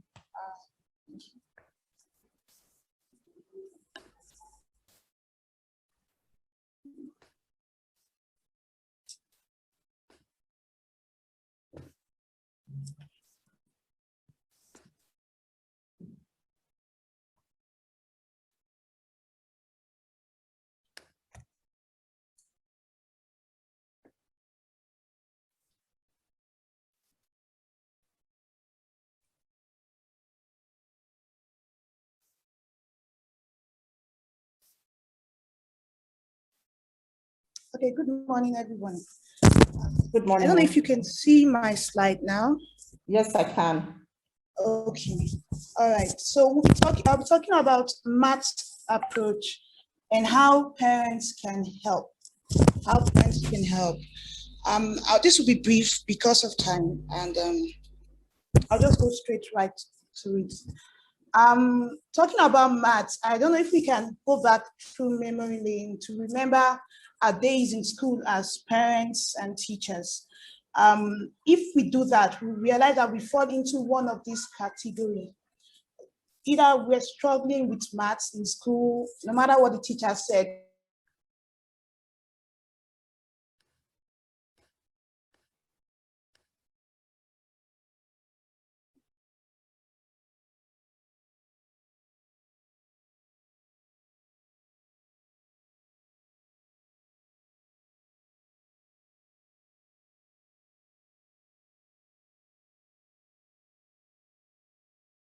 Hello, Miss Noye. Okay, I think we lost her voice here. Miss Noye, can you hear me?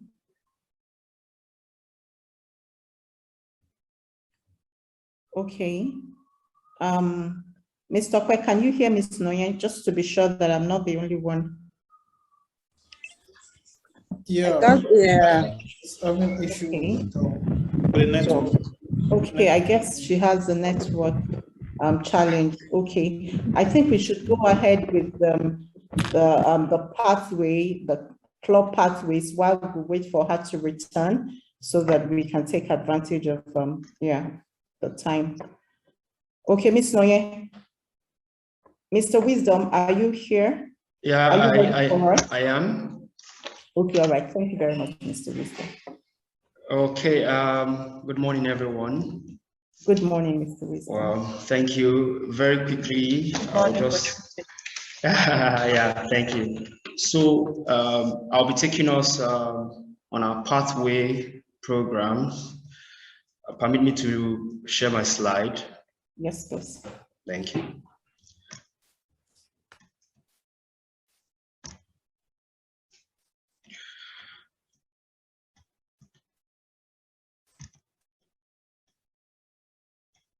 Is this visible? Yes, it is. Yes, visible. Okay, okay. Fine. In addition to what the earlier speakers have already said, our pathway programs in Granny Murray schools. It is beyond club and sport activities. These are pathway programs is way beyond club and sport activities. Mr. Okwe rightly mentioned that what was obtainable 15 years ago, excuse me, there's a better development compared, and that is presently we have something better compared to what we have 15 years ago. In that light, if you look at the professions we have now, way back it used to be just parents wanting their kids to either be doctors, lawyers, and engineers. But now we have children who are, we have professions rather, in gymnastics. We have people who are doing very well as dance instructors and the likes. So like I said, we won't be, I won't be wasting your time, but then please do well to follow the slides. Okay, in Granny Moray, pathway programs include, but are not limited to the following.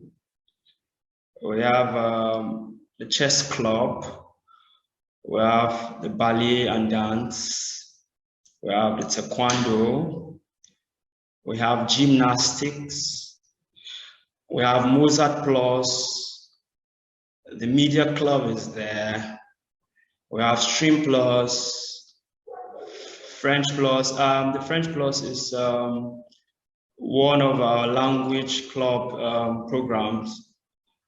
We have Spanish, which is also in that language club. We have the Wacky Math. In the Wacky Math, you discovered that both mental maths, critical thinking, and problem solving is involved. We have the football, the table tennis, we have the volleyball, swimming is also involved, although if like you can see in the notes beneath, due to COVID-19 restrictions by the federal government, swimming is practically placed on hold for now. And in some countries, I think they are witnessing their 5th wave of the corona virus already. So because of that, we have, as a school, have decided to place swimming on hold. We have basketball, badminton, Mandarin, we have Scrabble, Monopoly, and then the reading. If you really followed Mr. Val, you would realize how important the reading club is. Then for the football, volleyball, basketball, and badminton, due to the space we have in our Wuse campus, we won't be kicking off yet until our Guanipa campus is set and running. That means every other sport and club under this pathway program highlighted or mentioned here are fully in place here in GMS. Okay, these pathway programs have actually been classified into paid clubs and what we call the free clubs. Okay, before I go ahead to mention, you are already seen on, like you're seeing on the screen, it is the free clubs are of immense benefit. If you look very well, you realize that we're having board games, the chess, the Scrabble, the Monopoly, and then the Wacky Mat is also free, and reading is as well free. The chess game helps to build the pupil or the child's IQ, and it also helps, like I already mentioned, in the way they reason and how they tend to solve life problems. Adults even find it difficult to play the game, unfortunately, and we actually have professionals who take these kids in these games. Scrabble is a word game, so this builds the child's English vocabulary and also learning of new words. And like one of the rules of the game implies using the dictionary. You realize that children who are in this club get very conversant and familiar with the use of words and how to search the dictionary. Okay,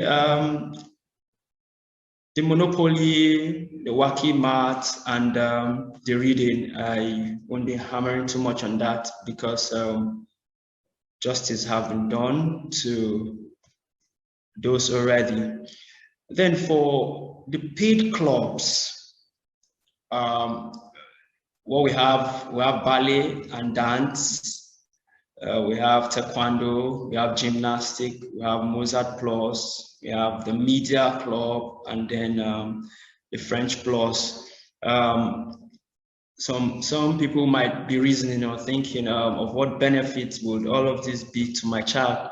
Well, it might interest you to note that all of these are of immense benefits. I already said on the first slide that we have professions today that we didn't have about 15, 20 years ago. We have people who are doing very well as professionals, professional dancers, as professional ballet instructors, as professional gymnasts, and the Mozart Plus. Mozart Plus is about arts, precisely, okay? It gets the kids or the children to be very creative in what they do. And then there's the media club, social, how to make use of the social media, videos, and the photography, videography, and all of that. And then the French Plus, like we said, is just part of our language club. Kids who enroll in this club have advantage and privileges to write exams, professional exams, especially the deaf. And those who pass, most of the kids, almost all of them, like the last exam we went out for as a school, they all came out in top colors. So, and these results can be used internationally. Okay, I hope I have people following me. Yes, I am. Okay, thank Yes, you. you do. Yeah, so I just wanted to be sure, so I won't be talking to myself. That's on a lighter note. Okay, each pupil is expected to pay for at least a club activity as part of the school program. So each pupil is actually expected to pay for at least a club activity. And then for every paid club activity, there's a free club activity the child can access. In other words, if your child pays, for instance, for gymnastic, based on advice from the school and on how to really guide your child, the child gets one of these free clubs, either the chess, the reading, only the wacky math, Scrabble, or the Monopoly, as the case may be. Also, there is room to pay for more than one club activity. In other words, based on our GMS Club Day timetable, which I will share with us in the next slide, your child might be having a club activity on Monday, and then a paid club activity on Monday, and then there's another paid club activity on Tuesday. So there's no clash. You could even go for 3. You want your child to participate in all the paid club activities, you can go ahead to register the child. But the advantage is for each paid club activity, you actually get a free one. For each paid club activity, there's a free one. So if you pay for 2 club activities, that is the pathway program, you have 2 free pathway programs attached to it, and so on and so forth. So if you pay for 3, you have 3 free. The number keeps increasing. And then, yes, it doesn't affect our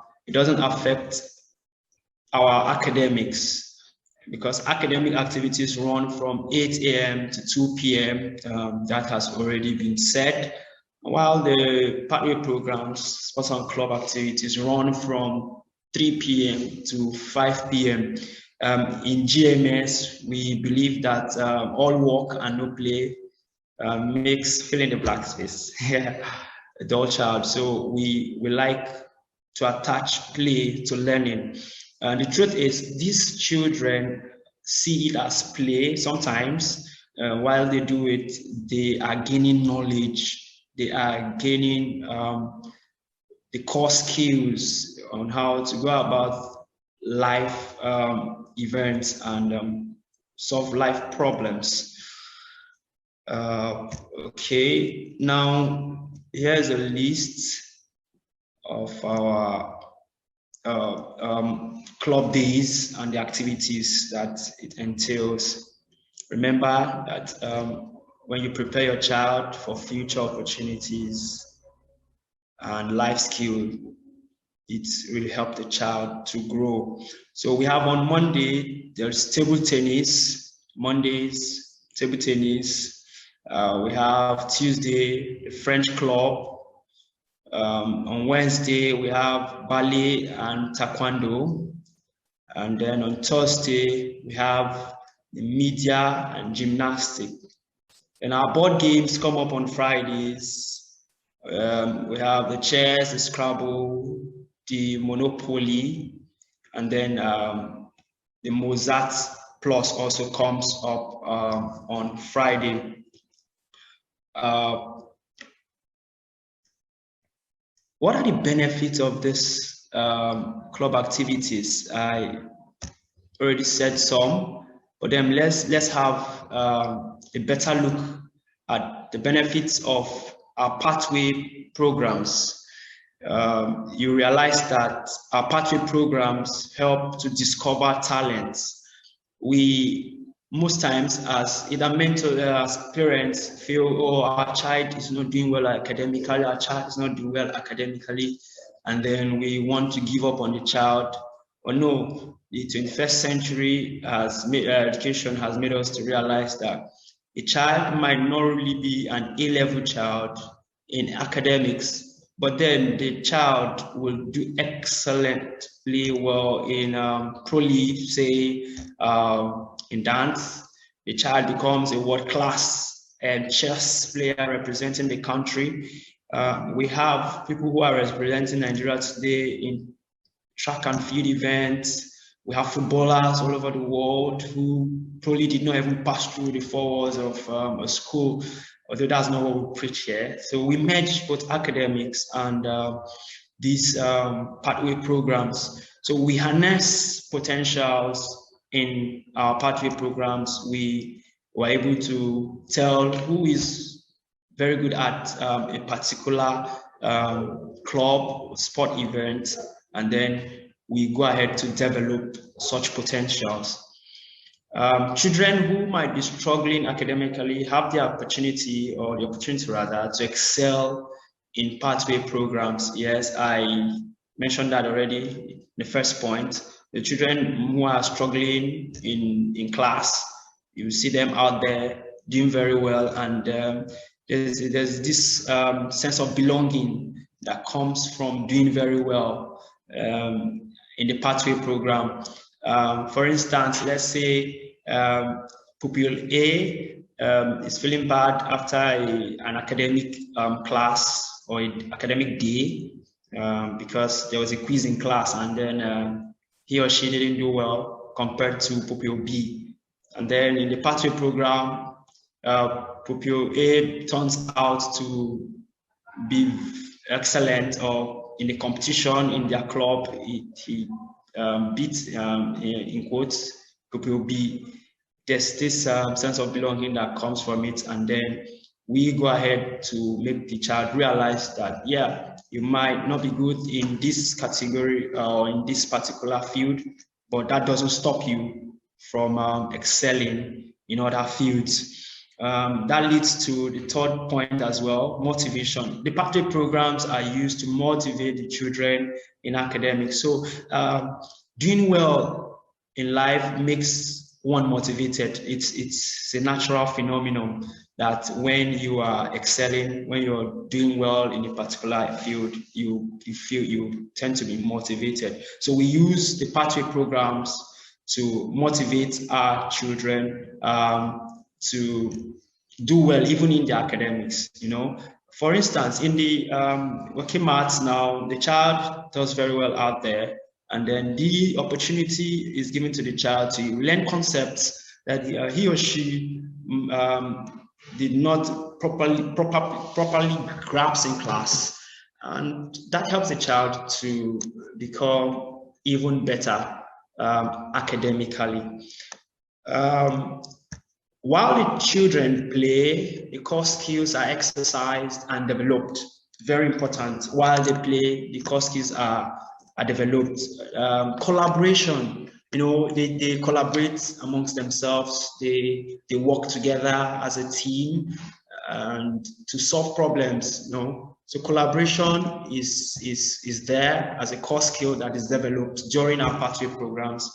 Creativity in the Mozart, creativity is keenly in play in the Mozart. Even in gymnastic, creativity is developed.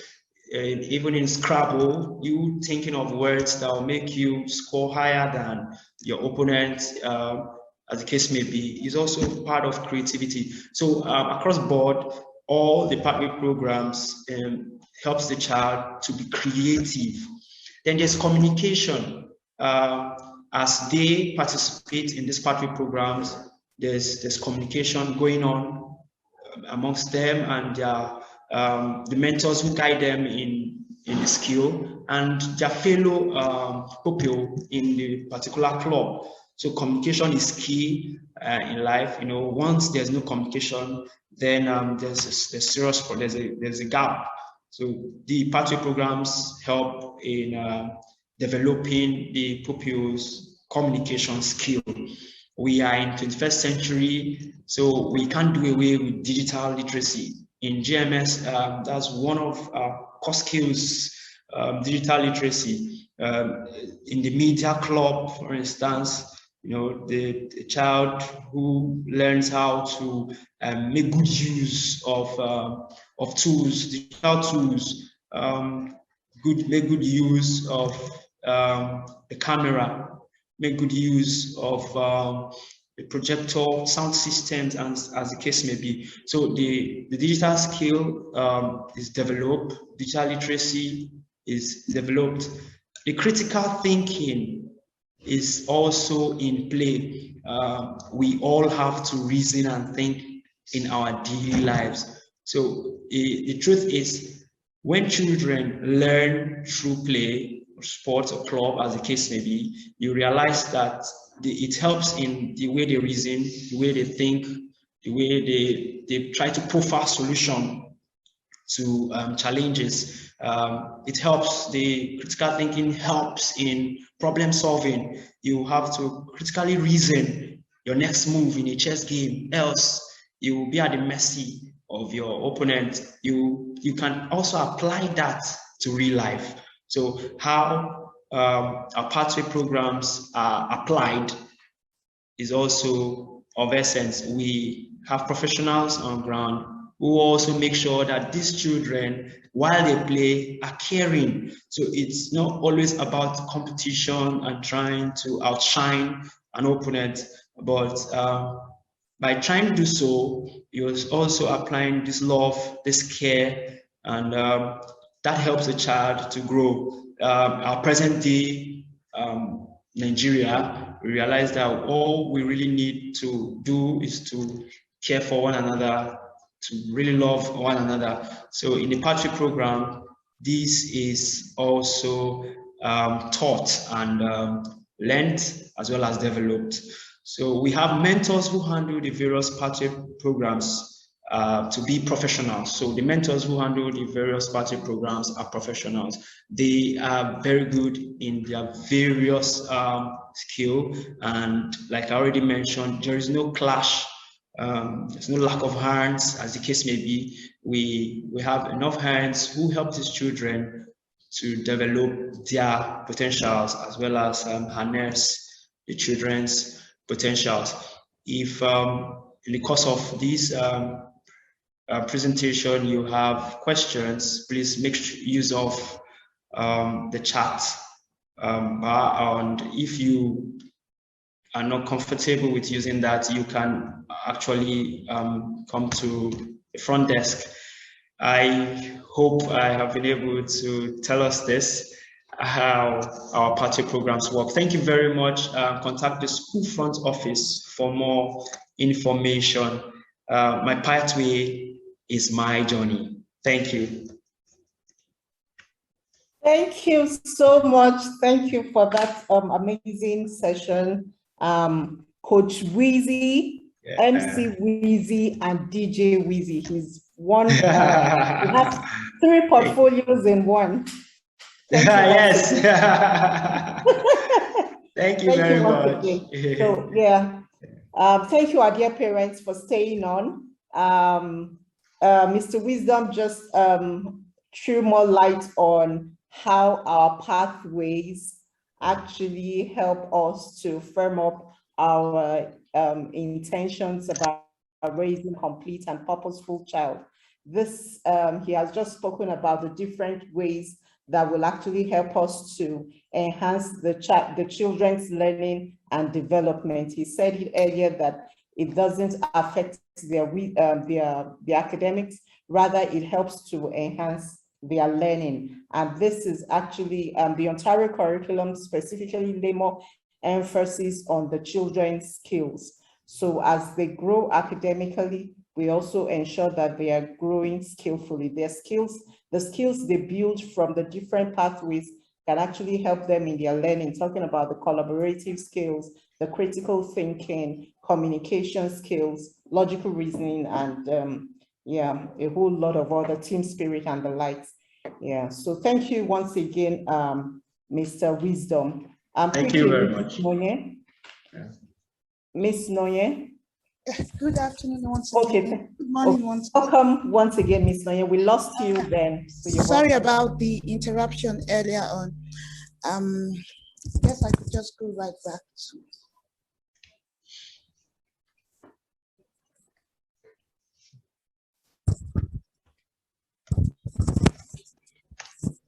Okay, so I was talking about with a maths approach and how parents can help. In learning generally, both parents and teacher, and as well as the school administration, have a role to play in the learning of each and every one of our students and pupils in school.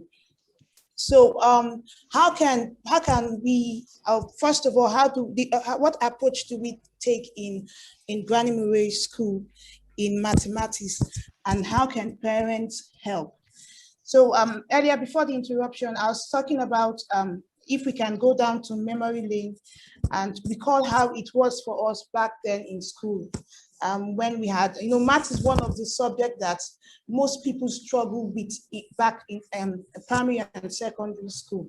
And so in class, we either have a struggling student, a student who is striving, one who is trying hard and maybe attaining success in maths, or students who naturally thrive in maths. And that brings us to ask, are there some people born with a brain for maths, while others were not born with it? To answer that, we need to understand that maths is a natural language of the brain. Even before we learn to speak English, or those who cannot speak English, you find that different.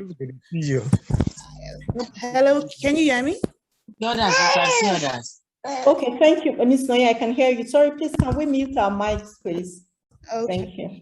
All right, back to what I was saying. We noticed that people of different languages, you see the Chinese, the Spanish speaking, French speaking, and English speaking, we all have one language in common, which is maths. That says a lot. It says that maths is a language that every brain can understand. It's a natural language of the brain. Of course, there are some learning challenges, like we have here dyscalculia, a neurological challenge in the brain that might hinder or limit, not really limit, but might affect the ability of a child learning mathematics. And even this, with a proper handling, can be dealt with, and the child can thrive in math. So everyone can thrive in math if the proper methods are used. and if the people and everyone around the child is willing to help to support the child in maths, and the approach matters. So what approach do we use in Granny Murray School? Of course, we can all we call the traditional teaching approach. Most of us back in school, we had to sit under this type of teaching where the teacher is in front of the class.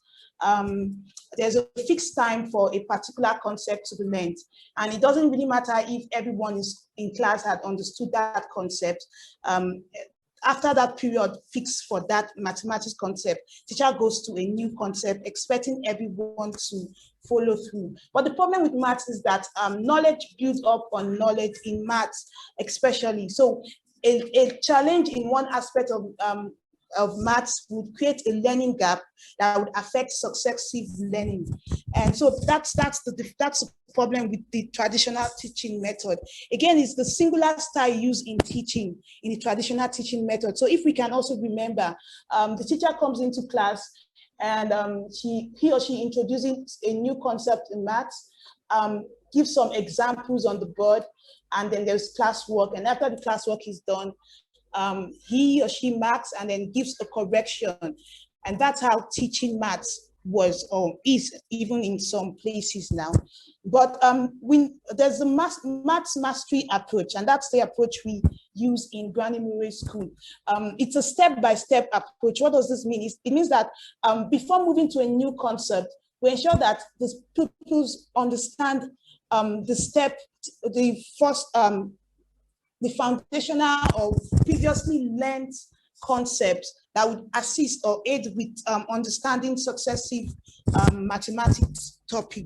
So it's a step-by-step approach. Of course, we know that in a classroom, we have different learners and people learn at different pace. And because of that, of course, during the period of time, 40 minutes in school now, allotted to mathematics, some children might be able to pick up the concept taught, while others may not be able to. And that's where IEP, Individualized Educational Program, comes into play. So we have IEP for each student in school. And the major reason for IEP, of course, there are other things IEP would help to do, but in Granny Murray School, one of the things we do with IEP is to cover close learning gaps. So after school, every child, based on the assessment of the teacher, will be given an opportunity to, if there are learning gaps, to catch up with that so that they can also proceed successfully into the next mathematics concept. Of course, the learning style, again, for the maths mastery approach, we try to incorporate every learning style. Of course, we know people learn at in different ways. So as you can see on this chart, there's the auditory learners. We have the auditory learners, the visual learners, hands-on learners, cooperative and independent learners. The best method is not using one of these learning style in instruction, but using all of them, or using as much as possible for every concept taught in class.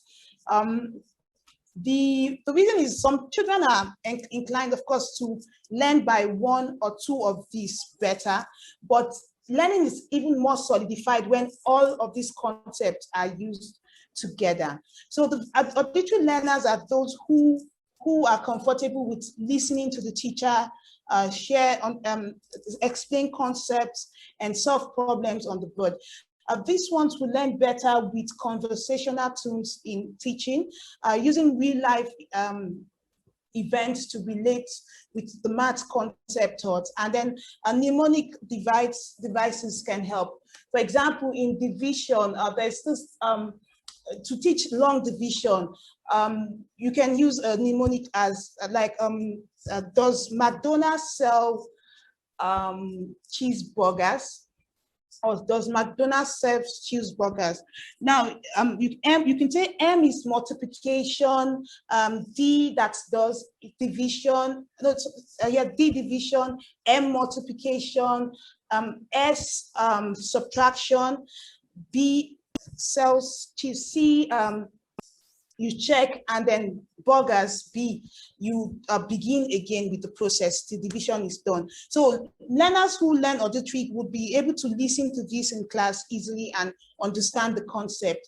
While the visual learners want to see things. So pictures in solving math problems, videos would help, or even watching someone else solve math problems carefully and step by step would help these learners understand the concepts as well. And then hands-on activity. That's for those who are hands-on learners. So we use math games, we use objects to illustrate math concepts in class. So how, knowing all these learning styles of pupils in school and getting to use them will actually help solidify learning, as I said earlier. But then how can parents help?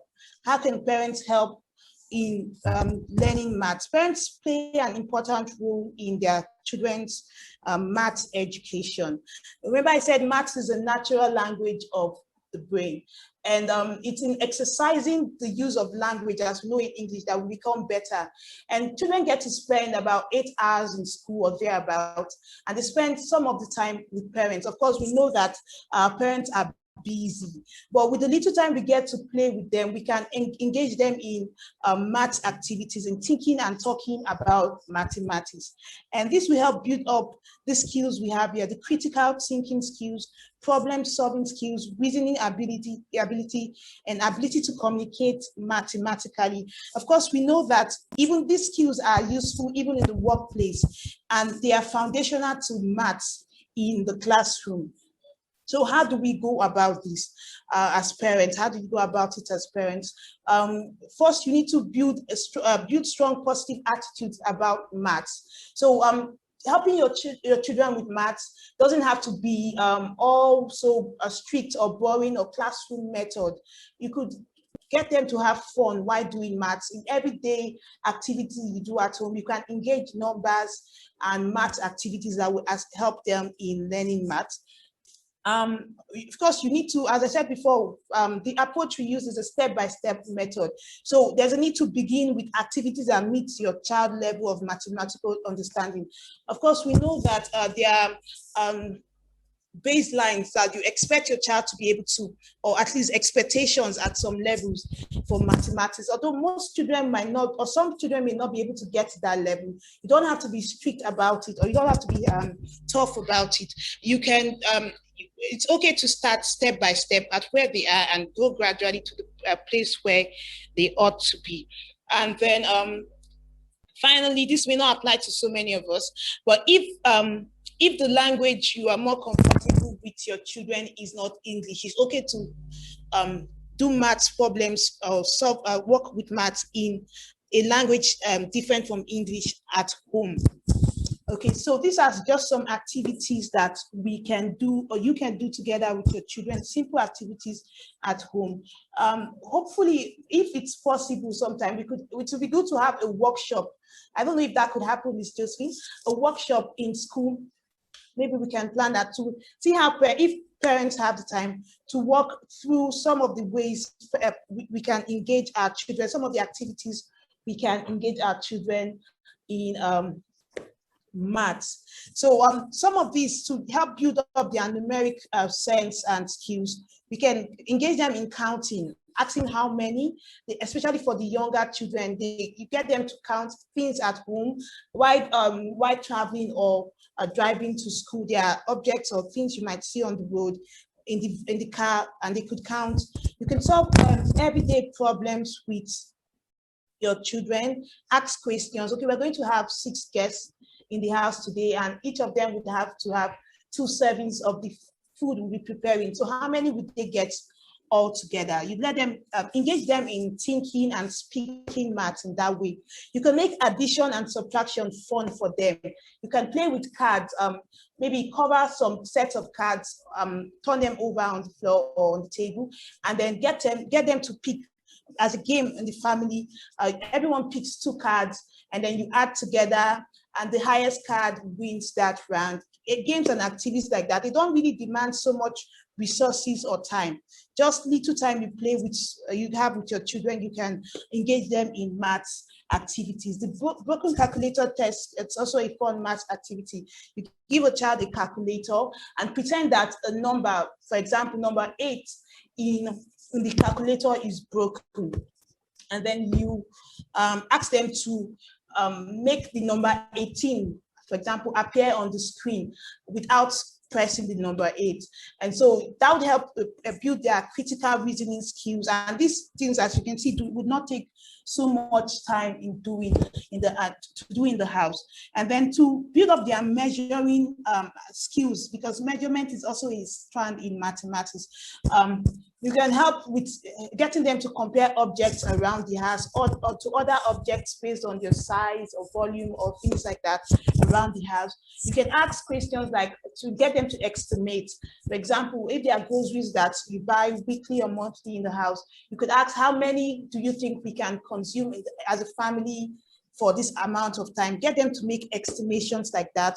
Of you can have, how long does it take?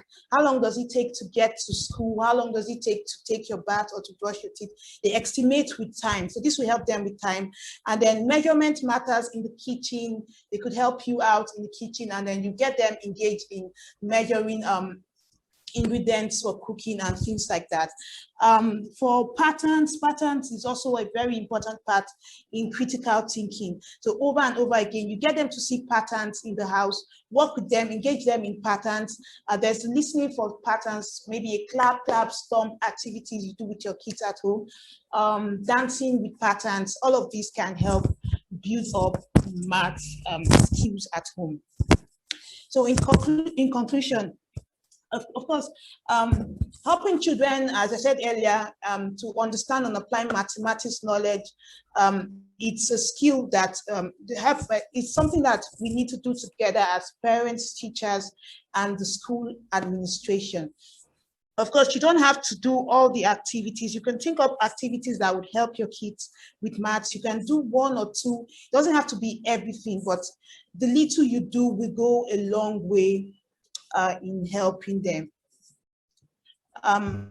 So that's all I have to share. I don't know if there's any question. Could you see my screen out through the talk? Yes, I could. Yes, okay, all right. So that's all. Thank you.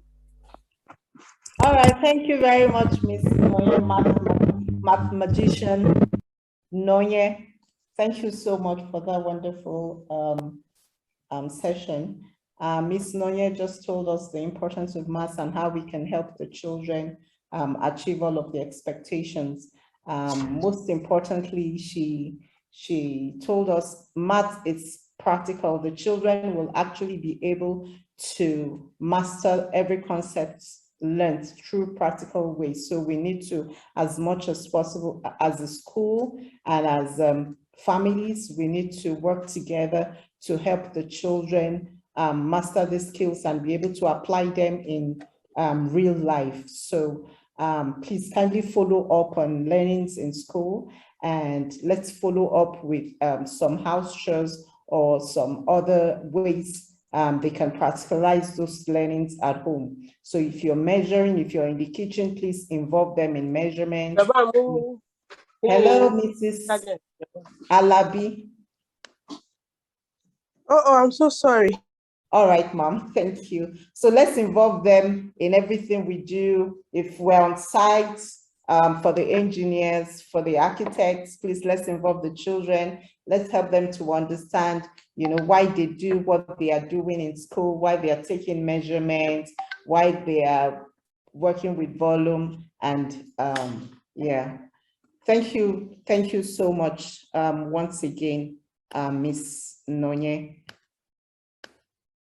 So at this point in time, we would like to take, I will hand over to Ms. Janet, the campus manager, to take the Q&A session. Hello, Ms. Janet, are you there? I'm here. Thank you so much, Ms. Josephine. Thank you so much to our speakers. You guys, you did well. You did justice to the topics. Our esteemed parents, we are so grateful that you stayed despite the time frame. We're so sorry we took so much of your time. We're so grateful. Please, if you have any question, like I was saying on the chat box, you can send in your questions, or you can just raise your hands and ask your questions so that it will be attended to immediately. Thank you so much. So question time. Can everyone hear me? Yes, I can hear you. Oh, okay. Is there anyone with a question, please? Our esteemed parents, any question? Okay, we can also signify, so probably we may want to talk. Yes, you can just click on the hand button to raise Janet, your hand. Yes, sir. Janet, I think yes, Miss Ifoluwa Alabi's hand is up. Okay, good. Thank you so much, Mrs. Ifoluwa Alabi. So you can ask your question now, ma'am. Unmute your mic and ask your question, ma'am. Thank you very much. Thank you, Granny Murray, for a beautiful session. I have made some observations, even though I don't have all the details I need for. Let me just start with the ones I have. First of all, I wanted to ask if we're going to have like a communique of what has been said on this meeting sent to our mails, so that we can be able to refer back to them time and again, because not everything that is said would, stick in your head at once. So I think it would be nice for us to have something written so we can refer to it. Also, I think all the pathways that have been identified are very beautiful, and it's good to know that apart from the parents, the teachers are also thinking of ways to make the children learn and become better people. Now, about the clubs, I heard the I think it was Mr. Val, I'm sorry, I don't remember who, said the Mozart Club. I understand that the Mozart is for music, but he said arts. I just wanted to clarify. Does it mean that Mozart includes other things apart from music, or is it simply music? Also, I saw on the timetable that Mozart Plus is on the same day as the board games.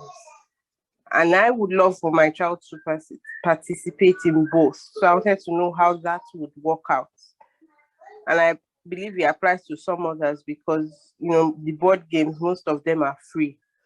So if we have to do Mozart and board games, is it possible since they are both on the same day?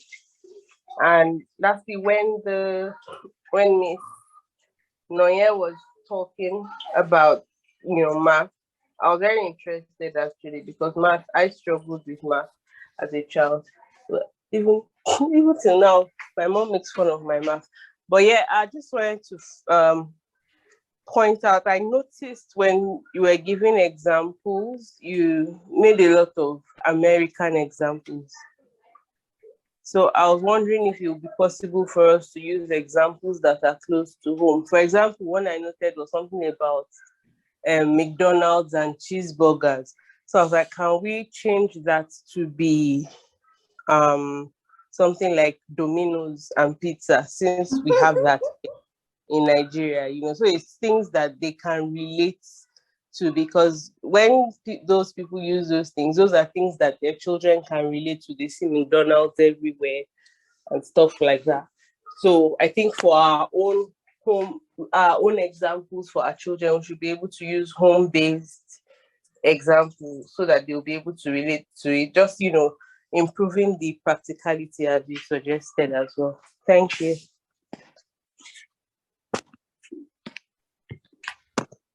Okay. Can I go ahead to respond? Yes, sir. You can go ahead, sir. Okay. Thank you, Mrs. Alabi. It's actually Mr. Wisdom. Okay. Yes. Okay. Thank you. Sorry. I probably made a mistake in communication. Yeah, Mozart refers to voice, instrumental music. It ought to be Mozart and art, Mozart and art. So sorry about that. And for the Friday games, I think what would happen is there will be updates on the timetable, and once this is done, parents will be advised accordingly. I hope that answers your question on the pathway program. It does, but that means we won't be able to make our choices until that update is done. Well, it will take time. By Okay. Monday, yes, ma'am. All right. Okay, thank you so much, Mrs. Alabi. And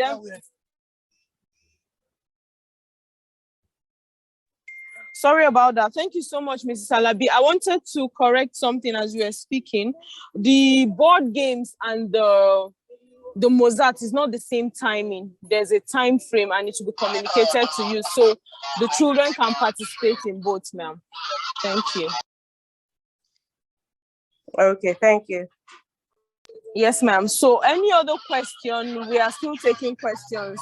Please remember to raise your hands and unmute your mic if you have any questions. Hello. Hello. Good morning. Good morning, sir. Good afternoon. Yeah, Good afternoon. Good afternoon, Sorry, sir. my name is Yes, Razaf sir. Adekoya. So I think I listened to Mr. Okwe, and I was just keenly listening to how do we internalize and practicalize those 17 points you talk around the ELG? Is it that something you can break down into an email and possibly send as newsletter to parents? Perhaps that could be an easy way of breaking it down into smaller steps that are practicable, and someone could use it as well at home to support what you have been the practitioners and mentors are doing. Just thinking around that. What do you think? Thank you. Like, true. Hello, Mr. Obe. Are you there, sir? Over to you, sir. Yeah, thank you. Mr. Adekoya, good afternoon once again, and it's good to hear from you. Your observation is quite right, and of course, after this meeting, and by next week, definitely we are going to communicate some of the information that we have shared during this meeting with you and with other parents. So we just decided to have this session at least to let you know, let you into our plans for the academic year and for the pupils. Then we'll send a supporting document that you can also use to have a broader understanding of what we are doing here and how you can support from home and how you can follow up on their development, their progress, and what they are achieving in school or real time. So definitely we are going to send a document to you detailing all of this, detailing every ELG that we have mentioned today. Actually, it is the 7 learning areas that is being broken down into 17 ELGs. And then we, as a school, we report on each of these ELGs. So definitely we are going to send the details to you to answer any other question that probably you might have concerning that aspect of the UIFS framework. So be sure that you're going to get a document from the school in respect to that. Thank you, sir. Thank you so much, Mr. Obe. That was very valid. I hope Ms. Dofan, Ms. Funke, and Mr. Bimbola are hearing so that they can do a follow-up on that regard. Thank you so much. So do we have any other question from any parents, please? You can just raise your hands and unmute your mic and ask your question. You can also send in your questions even after this meeting. So you just send in your questions to the campus manager, or you can direct your question to anybody and we'll get it across to any of our speakers today and they will answer your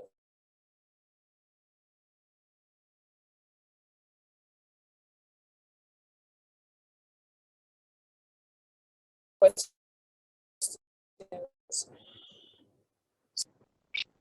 Kindly raise.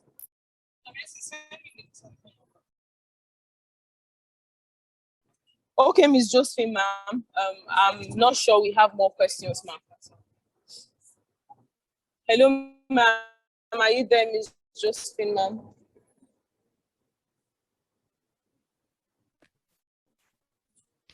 Hello, ma'am. Hello, can you hear me now? Hello, can you hear me now? Yes, you're audible. Yes, ma'am. I'm not sure, ma'am. We have further questions, ma'am. Okay. All right. Thank you very much, Ms. Janet, for handling the Q&A session. Thank you, Ms. Tokwe. Thank you, Mr. Wisdom, and thank you so much to our dear parents. We sincerely appreciate you sharing your time. Public holidays and public holiday mornings are usually very precious, you know. So being here, it's we appreciate it. We hope that we all have an understanding of the plans for the school year. And if we still have any clarification, just like Ms. Janet said, please, our doors are open. Please, you can book an appointment to see any one of the coordinators. And also you can send in your